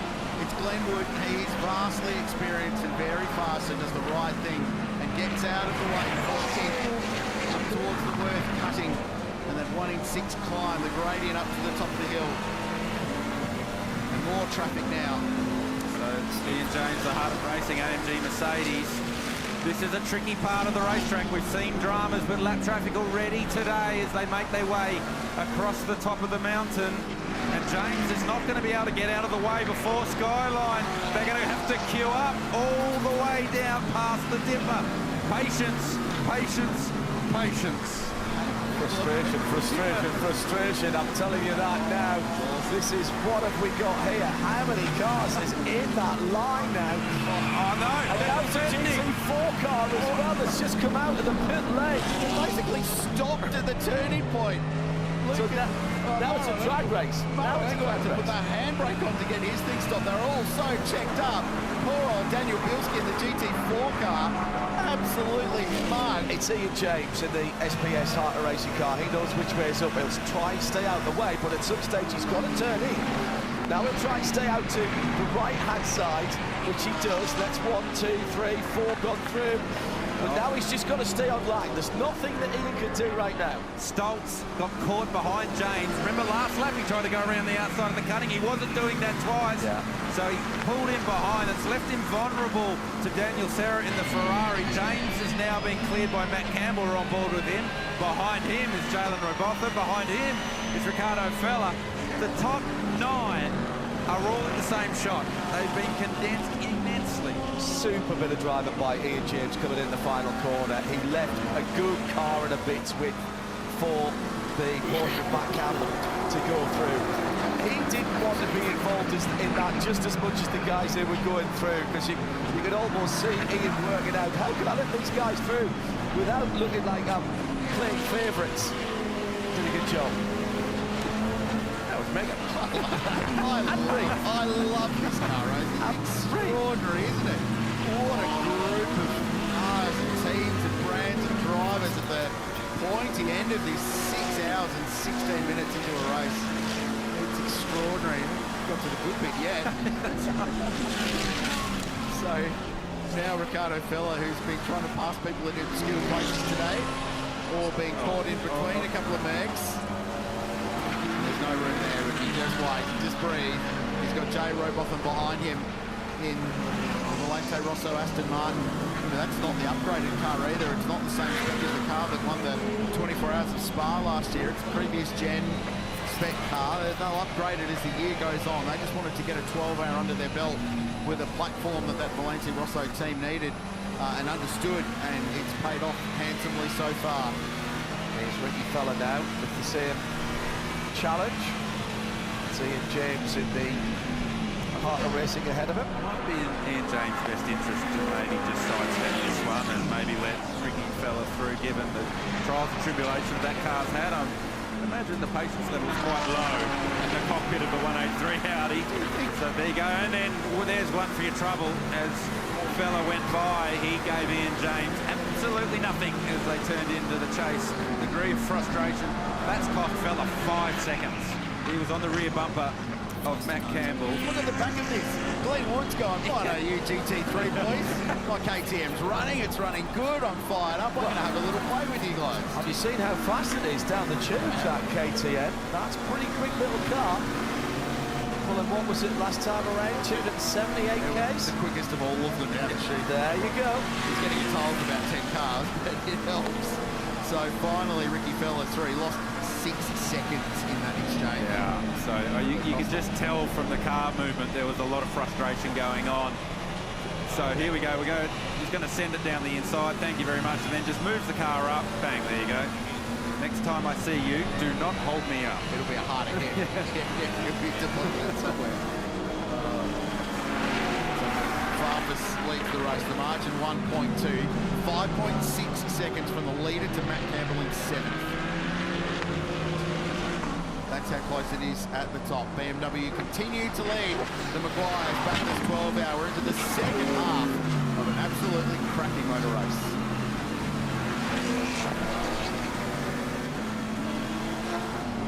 What a month of endurance racing we've had. The last 4 weeks have been incredible. And we're only halfway through, just over halfway through the Maguires Bathurst 12-hour, which is kicking off the Australian motorsport season. Gordon Degood on the socials, hashtag #12HR. Last weekend's Daytona was great, but this has been incredible. Can't argue with that, Gordon. Still, the European audience are staying up. What's not to like about this? You're not going to doze off in this one, in all honesty. And by the way, I've checked, we do not have a replay of the Concam when you guys just about left, which is a shame. Which is absolutely a shame, because I wanted to show the world what I could see in my peripheral. Well, it was the opposite of, you watch the Big Bash and the cricket commentators when Glenn Maxwell does something insane, it was the opposite of that. It was us diving for cover. What a cool thing. That's not going to be the last time we dive for cover. No, I think not. I'd say it'll happen quite a lot in the final hour, the way this race is playing out so far. 153 laps ticked off, 154 through the way. The race punctuated by more safety cars already than I think anyone expected would happen today. Everyone came into this expecting it to be a fast, clean race, a smaller field than we've seen the last couple of years. On paper, at least, a lower risk of drama, but paper advantage and reality in one thing is two clearly different things, and as a result we've had this show, and now it's Jay Robotham who's got to deal with Ian James in front of him in the Heart of Racing car, and Glenn Wood still just enjoying his time in the limelight in the Vantage Freight KTM. I'll tell you what though, the 6 times that we have seen the BMW M safety car, it spiced things up on the restart, and still our little KTM is hanging on to the back of the GT3 cars. Come on! Everybody's favourite here. They have gone through trial, tribulation. It's been a Herculean effort down through the years. And that car running again after a drive belt failure, which should, well, there was a bit of overheating and it should have necessitated an engine out. I suspect they loosened the engine mounts and twisted it a little bit in the midsection of that car. The good news is you can get to the engine relatively easily in that car, being a derivation of the road car, yes, but it is a race car. Now the chance for the Aston Martin to go past the Heart of Racing AMG. Ian James, here we go. Inextricably linked. Yeah, he let it go there, didn't he, go? Yeah, well, I sort of had that feeling that I don't think Ian James was going to have a choice. I think Jalen Robotham had used up all the patience he had, and he was coming through, and Robotham a little bit more circumspect than the factory pros, given he's in a very different type of race. They're currently leading silver class, so they do not want to have any dramas making their way through lap traffic. So nice job, Jalen Robotham, and he now finds himself in a nice little bit of clear traffic.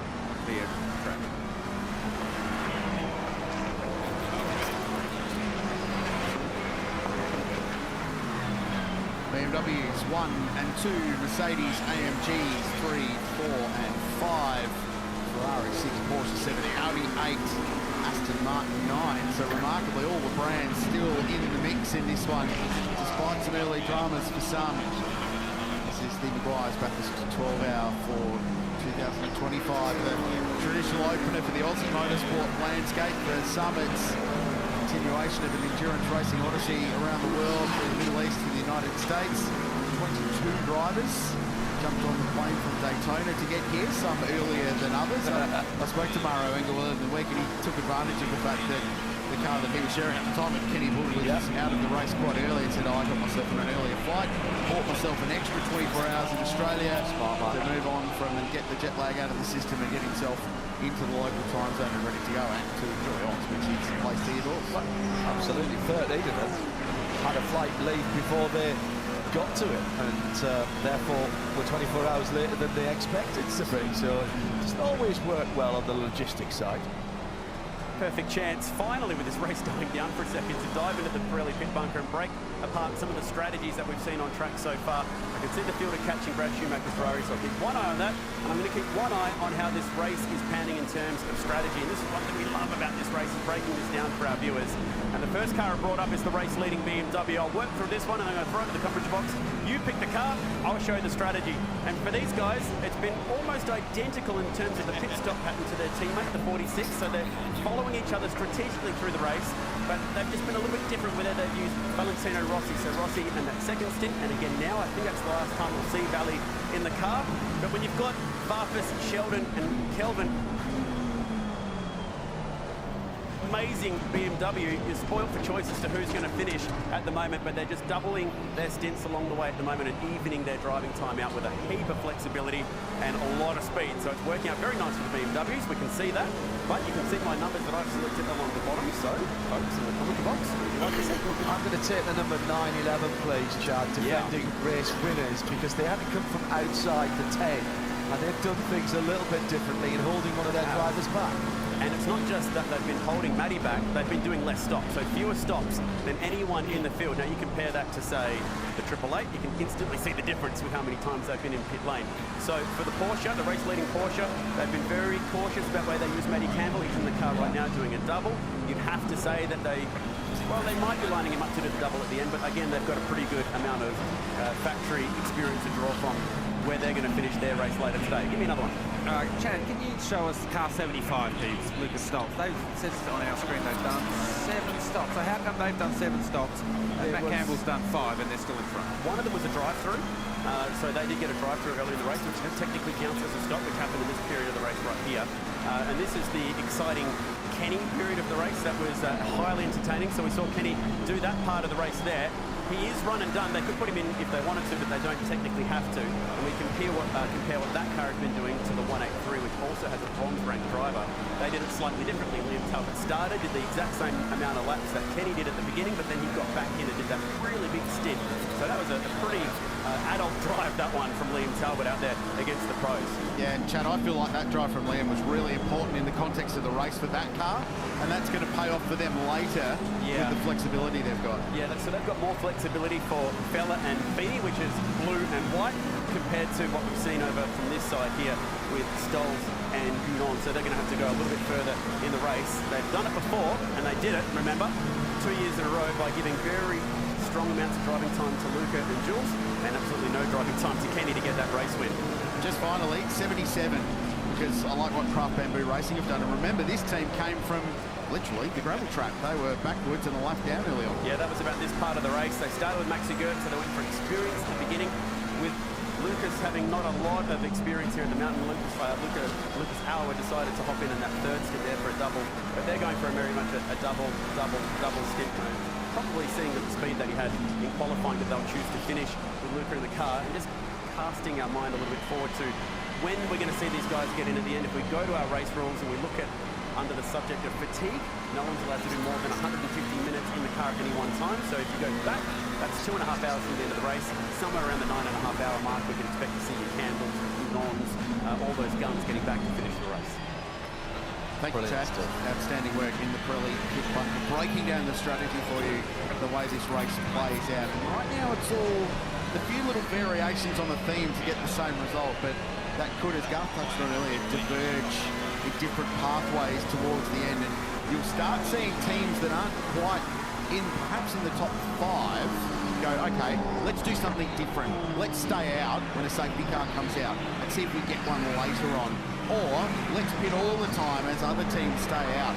Start doing something different to those around you, because if you copy the leader and you're 7th, you're going to stay 7th unless you've got a driver who supremely passes his way to the front, which in a race this evening is going to be so difficult at the end. So the last couple of hours, you start seeing those strategies spin off into different things, and they'll culminate in the end with, I'm sure, another great finish. And let's remind everybody joining us in the second half of this race, if you have just come on board, tyres, the Pirelli tyres, are not an indefinite resource.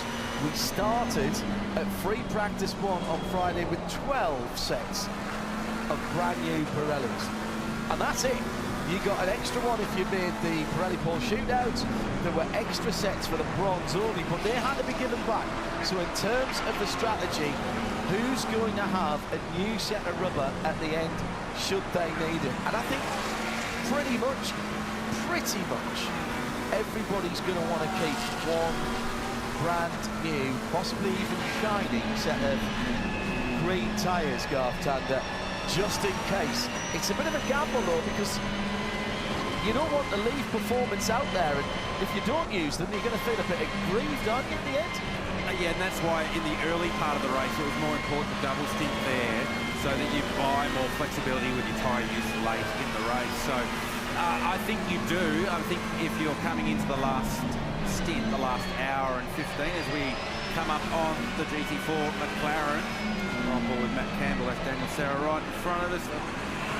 Nervous when they go to the inside like that down at the Forest Hill, because it forces the leaders to go around the outside on the marbles, ultimately to get through. But I think if you're one of the front runners, you want to have a set of tyres available for that quick stop if you feel like you can get them on and not lose any track position with the large safety car. So we've seen that in the past where cars have gone in different directions trying to look for speed to get to the end of the race. Someone went for track position, the others went for speed on a first set of tyres. So I think you want to have that flexibility if it comes to you late in the race. I think the only reason you want to get to that final stop and off the road goes to McLaren and Ferrari. So the final stop within, let's say, the final 70 minutes of the race, and that's a fuel load for the race, is 32 laps, so about 60 to 70 minutes. You're putting good tyres on there. What you do after that will be dictated by how the race is at, and if there's a safety car... Oh, there was contact. Yeah, with 30 minutes to go, and it was the GT4 car as well.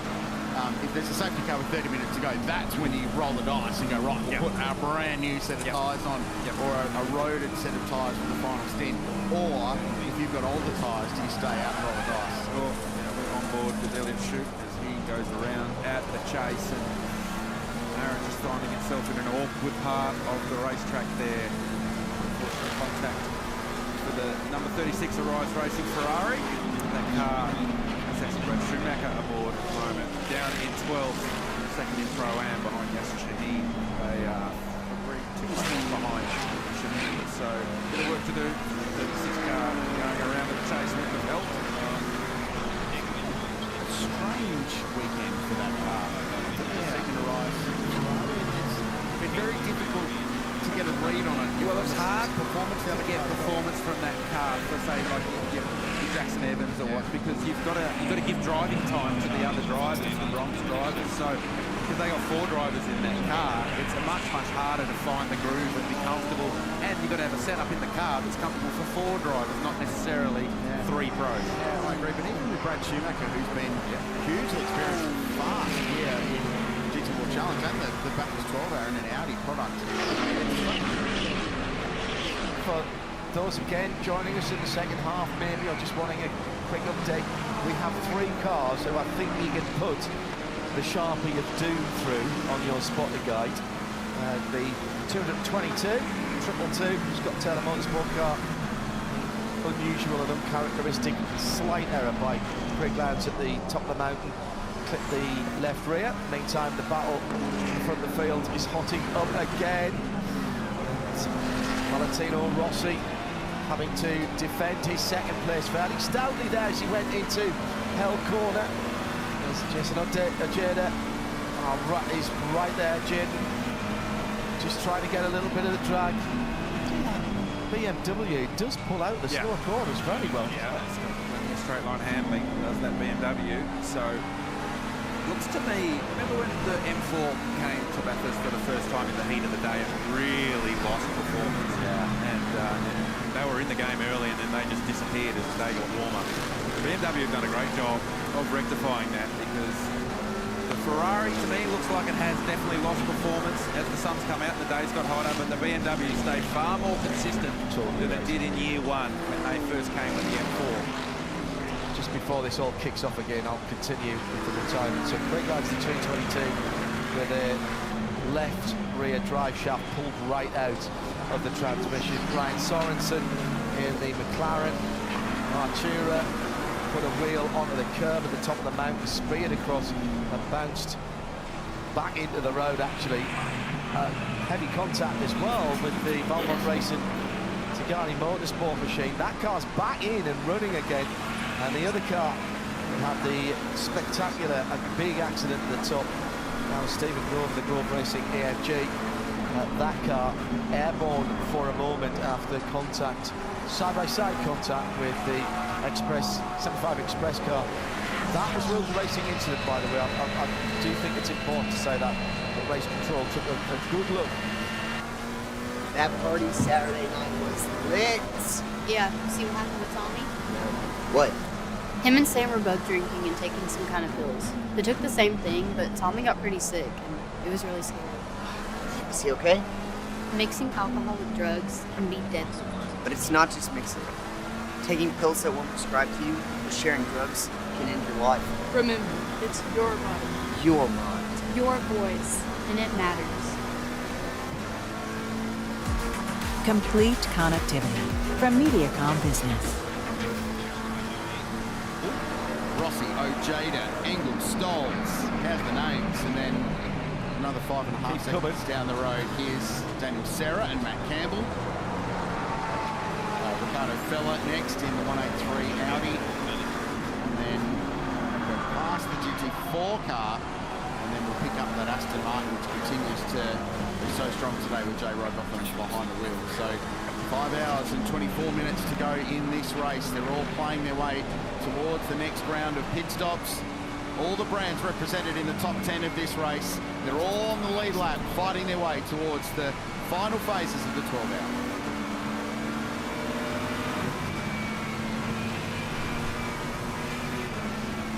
So, gentlemen, we've had a really solid performance by everybody in the top 10. Not clean for everybody, as we were mentioning earlier on, Garth, but they're all still there. Now what do you do? Just keep on trucking? What are the engineers? What are the strategy saying there as we are heading up to a milestone marker here, Krilson? We both just picked it at exactly the same time. Wrote notes to each other. It's like back at high school. Lap 160, which is a reasonably significant number at this circuit. Yeah, right at the end of this, there'll be a little milestone of 1,000 Ks ticked over. So, one of the more iconic numbers at this place. I always enjoyed the fact that 500 Ks at Sandown was 160 laps. It worked out It was exactly half the length of Mount Panorama. So, Augusto Farfus ticks over 161 laps. There you go. So 5 hours, 23 minutes and 9 seconds. No, 6 hours and 30. Sorry, 6:36. Yeah, I'm on the wrong side. They did it in 5 hours 23 to be the fastest 1,000 Ks of all time at this place, which was set last October at 5 hours 50, which trumped the end of the 2023 race, where they ran the back half in a remarkable rate of knots. The back 1,000. The back 1,000. Front 1,000.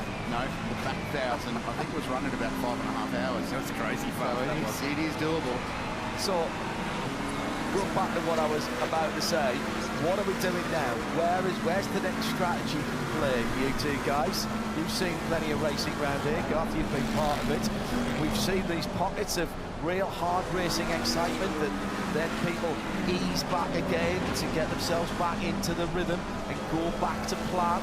The plan's changed probably about 10 times in the first half of the race. I was about to make that point. It felt like it was about 2.5 hours ago when we were starting to say, right, now you get into the grunt work of the race and you start the long laps and you start to just put stints together, and then it teed off again and went crazy, as it always does in this race. So I feel like we're there again now as we just ticked over that 1,000 kilometre mark. So Ojeda, though, he's having a good look at the rear bumper of Valentino Rossi, so I feel like there's a bit of track position racing going on here, and Ojeda would like that track position from Valentino Rossi, but the BMW does launch off Forest Elbow onto Conrod Straight very, very well, and it launches off Hell Corner at Turn 1 very well up Mountain Straight.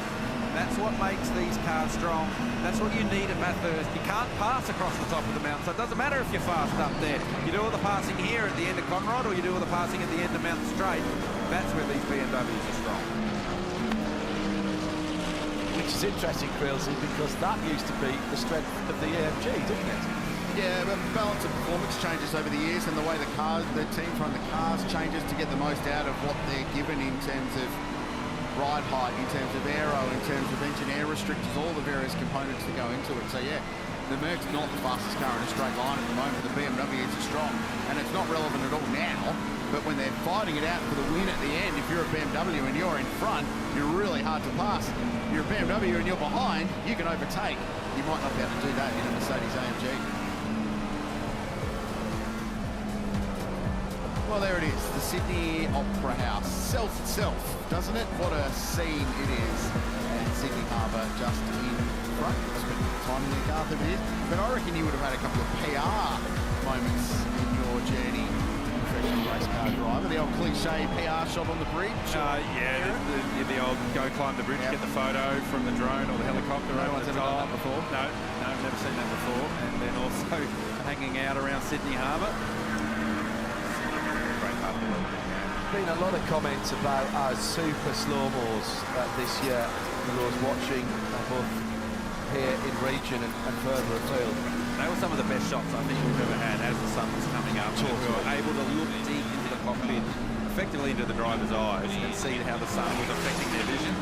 Thought that was really cool. What I like seeing as well is you can see how the deflection of the Pirelli tyres and how much of the suspension is actually the sidewall and how they flex and recover. Brilliant stuff. And topical that you should be talking about suspension, John, because I found something shocking down here at the BYT BMW. Is, of course, shock absorbers.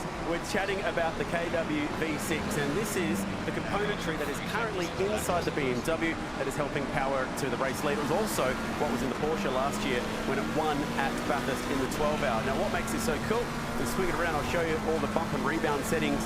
18 for both on this car, and also 12 settings for the blow-off on this damper as well. A lot of technology goes into these things. They're highly adjustable, and what that means for the drivers is they're saying there's a lot of damping control, particularly over the bumps here under braking. And not that there's that many curbs here at Bathurst, but when you do get a roll over the curbs, the drivers are reporting excellent damping control with these pieces of suspension. But this is pretty cool. New for this year that I've finally got a chance to show the fans. It's got a little mini-me as well. This is not a model, this is a real damper. It's used in the Formula SAE cars, which is essentially where engineers are learning mechanical engineering at a university or college level, and they compete on the racetrack as well. So a much smaller car requires a much smaller piece of suspension. And with that, the engineers up and down pit lane are learning from almost a teenage level about suspension and damping control, which is really, really cool. Very impressive. These are also used in the World Solar Challenge as well. So the folks at KW doing an amazing job, and it's certainly helping the BMWs and the Porsches on track right now. Thanks for springing into action there, Chad. Nicely done. I would like for you, next time you update about damping, just to tell us the valving and how that all works internally. That'd be great. He will rebound and bring you that later on. Good, yeah. You can compress all that into one piece. That'd be cool. He was sticking stuff there as well, wasn't he, in that particular feature? Did a lot of research for that one. We'll get our codes now. Get it out of the way now. We might as well. Right, so we are back to this little cameo at the front of the field where Augusto Farfus is pulled away by 3.5 seconds or thereabouts with the black M-coloured BMW. By the way, putting M stripes and that two shades of blue, white and red on anything never makes it look worse. The background colour could be anything on the pure carbon car. That is explicit, I have to say, as far as I'm concerned. But there's a little cameo battle going on in second place between Valentino Rossi and not quite up his tailpipes, but flashing the headlights, Jaden Ojeda in the AMG. The whole Craft battery racing car, and this is as close as he's been coming off the first corner, hell corner. Now he will get a little bit of a draft here. The BMW is fleet of foot. It just starts to stretch away. There's traffic though. Will that affect what Jaden can do? He's not close enough. He's flashing his headlights. It's the 44 Porsche that's ahead of him. With the 44 Audi, Sergio Perez behind the wheel that's ahead of this little battle, and now they're all going to compress up behind that 44 Audi. What's happening there? Down in the WRT bunker, Kelvin or Sheldon van der Linde is just filing that away in the back of their mind for the last hour of the race. They're going, okay, I know where we're strong in. No, come on. Kelvin haven't raced against the BMW and he's in the car, better prepared. In the car that has suffered by not having straight line performance, knows exactly what to do and how to use it. So to me it looks like we took some onboard shots of Valentino a couple of laps ago and he was fuel saving. So I think he's a bit of a rock in a hard place here. He's trying to save some fuel but keep the track position off Jaden Ojeda. So doing a nice job. Absolutely doing a great job. But he's not losing any time to his teammate. It's 3.8 seconds. It's been 3.8 seconds for the last 5, 6, 7 laps. So he's stabilised that gap. Farfus disappeared for a little while, but he stabilised the gap and he's still saving fuel. He'll lift as he comes into through the kick. He's fine. He's got to go past the nice spot to go past the Audi. Yep. Yeah, still lifting and coasting. Had a little audio cut out there, but that was enough. He's absolutely lifting and coasting. And the reason he did that, you look in the mirror and you go, yep, I'm safe enough. I can do it this lap. So you don't do it every lap when there's someone behind you or every straight. It's even a corner by corner proposition when you have someone on the rear bumper like this, when you're saving fuel.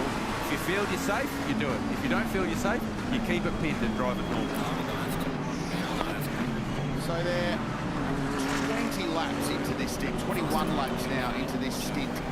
Take a fuel for the last round of pit stops. So what does that mean? Well, it means the next round of stops, we need to look around the 7-hour mark into the race. So 10 laps, 250 minutes a lap, the max adds up. So somewhere around the 7-hour mark plus will be a good window for these cars to roll in. No, that's the 103 Audi. Right now, Kidding me. There's a car in the trap at the chase. And I think you might see the entire field peel off into pit lane, because that's not driving out. And Ricardo Fella. Flags, safety car boards and flags. He hasn't made a mistake and driven it in. There's clearly something going wrong with that car. Remember, right back to the start, there was contact, and Ricardo Fella reported there was damage to that car. Here he is, coming into the chase, on the brake pedal, and something happens there, and left foot's gone. It looks like a tyre or something so far away to actually diagnose exactly what it was, but clearly a failure, and that car has found itself. If it was a tyre letting go, he'd still be able to turn. So I hope it's not, but I'm wondering whether it's a rotor. A long way long it was relative in the GT3 car when you're braking. You can stop him from 270 k's an hour there, but you're 50 metres into the braking point at the part where it went, where the puff of smoke happened. So a lot of the speed would have been washed off at the point of turning the car in to the left-hander. I could tell him to stay in the car at this point. Yeah. Stay in there and get towed out. Towed out, drive it back. Correct. So he's actually done a nice job. Kept the belts connected, stayed in the car, doing the right thing, asking the crew what to do next. Got a snatch tractor close to it.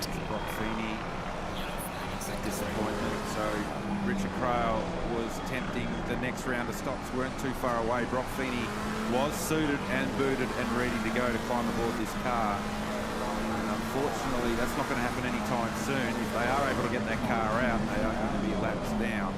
Yeah, I mean, they'll definitely drop one, potentially. But then also, what's the cause? If it's a tyre, even a rotor, maybe it'll be a quicker service, but it could be more than that. Chad? Liam Talbot, a face full of disappointment, and you did such a good job in that stint on used tyres to go back out there and get you guys back in the game. Any word from the team as to what's happened yet? Yeah, it looks like something's failed, unfortunately. Bathurst is sometimes very cruel, and yeah, just one of those things. Ricardo's okay, that's the main thing in the car. So, yeah, not sure what we can do from here, but yeah, really good pace up until now. On old tyres, you were dealt a pretty hard hand to go out there and do your job against all the guns, and you delivered, man. You're pretty proud of yourself today? No, I haven't really been thinking about it. All I was thinking about was how oversteery this car was, and it was quite a handful, but, you know, whatever it takes for the team. And, yeah, they're the cards dealt, so all good. Good drive today, mate. I'm going to see if I get a word off Brock while we're down here as well. Brock, man, you and I just have some heart-wrenching chats at this joint, man. Bathurst, it's got to be kind to you one day, mate, but you're good to see at least still kind of smiling about it. Yeah, this place keeps disappointing me, so I hope it's not too far until we have a good one. But, yeah, I'm not really sure what happened yet, so hopefully we can get the car back and have a look. But we were really fast earlier in the day. It was sort of one of the only cars that could actually pass, you know, the Ferraris, the Mercedes and all that. So I thought if we were up there at the end that we could really fight for it today. But as always, Bathurst seems to have something up its sleeve for me. Unlucky, mate, and hopefully more good luck in October for you. Thanks, mate. Cheers. Lots of pit stops happening during this full course caution section before the safety car actually punches everybody up. We've got 3 Mercedes into the lane. The 75 Express has done a driver change. Lucas Stoltz out, and it is Joel Gonon who's taken back over. The 888 machine This had Mauro Engel jump out and Maxime Martin climb aboard. The 77, this Mercedes, which came in for Craft Bamboo the last time, changed the right front brake rotor. They've now done the left as well. And that is Jaden Ojeda staying aboard. Both of the BMWs have come into the pit lane. It is Augusto Farfus, I believe, aboard the black one. That's the 32. And it was Valentino Rossi getting out, and I think it was Lello getting back in. I'm trying to remember the sequence that they were going through. And also, of note, at the far end of pit lane, the Porsche came in, the number 911. Matt Campbell got out, and Chan Gubin got back aboard. So that means that they have finally completed a full rotation more than halfway through the race. That's impressive. Thank you, Shay. An update from the lane. Busy times while we're behind the control of the safety car. Well, earlier in the weekend, my mate John Hindhoff and I had a good time across the road at the National Motor Racing Museum, and here's a little sneaky look at what happened.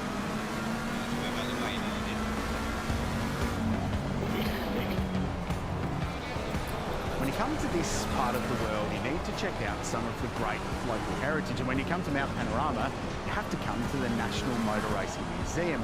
So I brought my British mate John Hindhoff to this part of the world to check out our great motor racing heritage. The only problem is I have absolutely no idea where he's gone. But I think he's found a V8.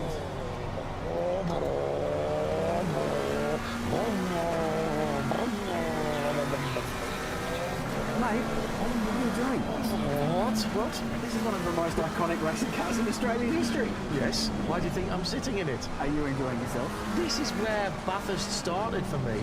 We used to see the highlights of what was then the James Hardy, but we didn't get it till January. And these were the cars that attracted me to this ridiculous circuit. Peter Brock, Larry Perkins, John Hindhoff. You're in a holding for balance. Come on, we need to see it forward. Come on, out, please, come on. This may take some time.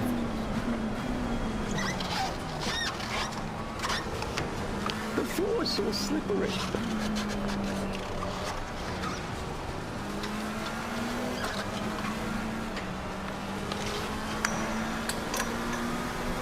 Not as bad as I thought it would be.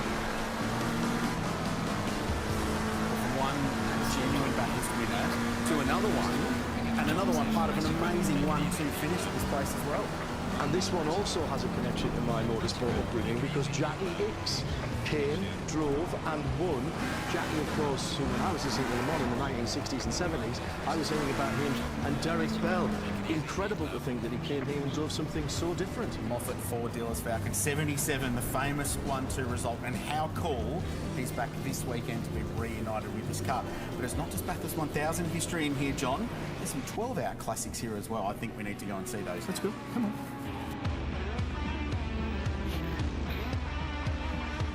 From the 1000 to the 12-hour, which is now a massive part of Mount Panorama's history. And Hindhoff found himself the car that chased the Mazdas in '94, the mighty 968.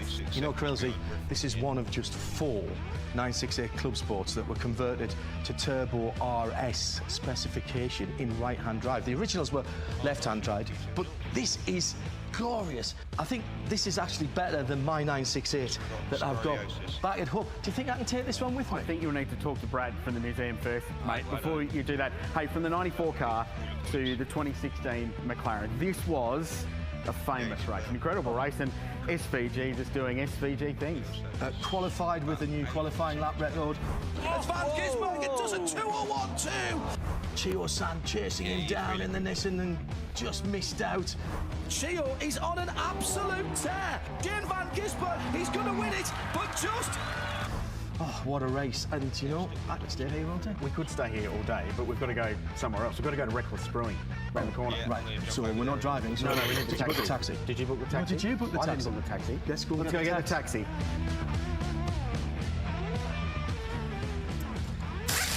Champagne television, gents.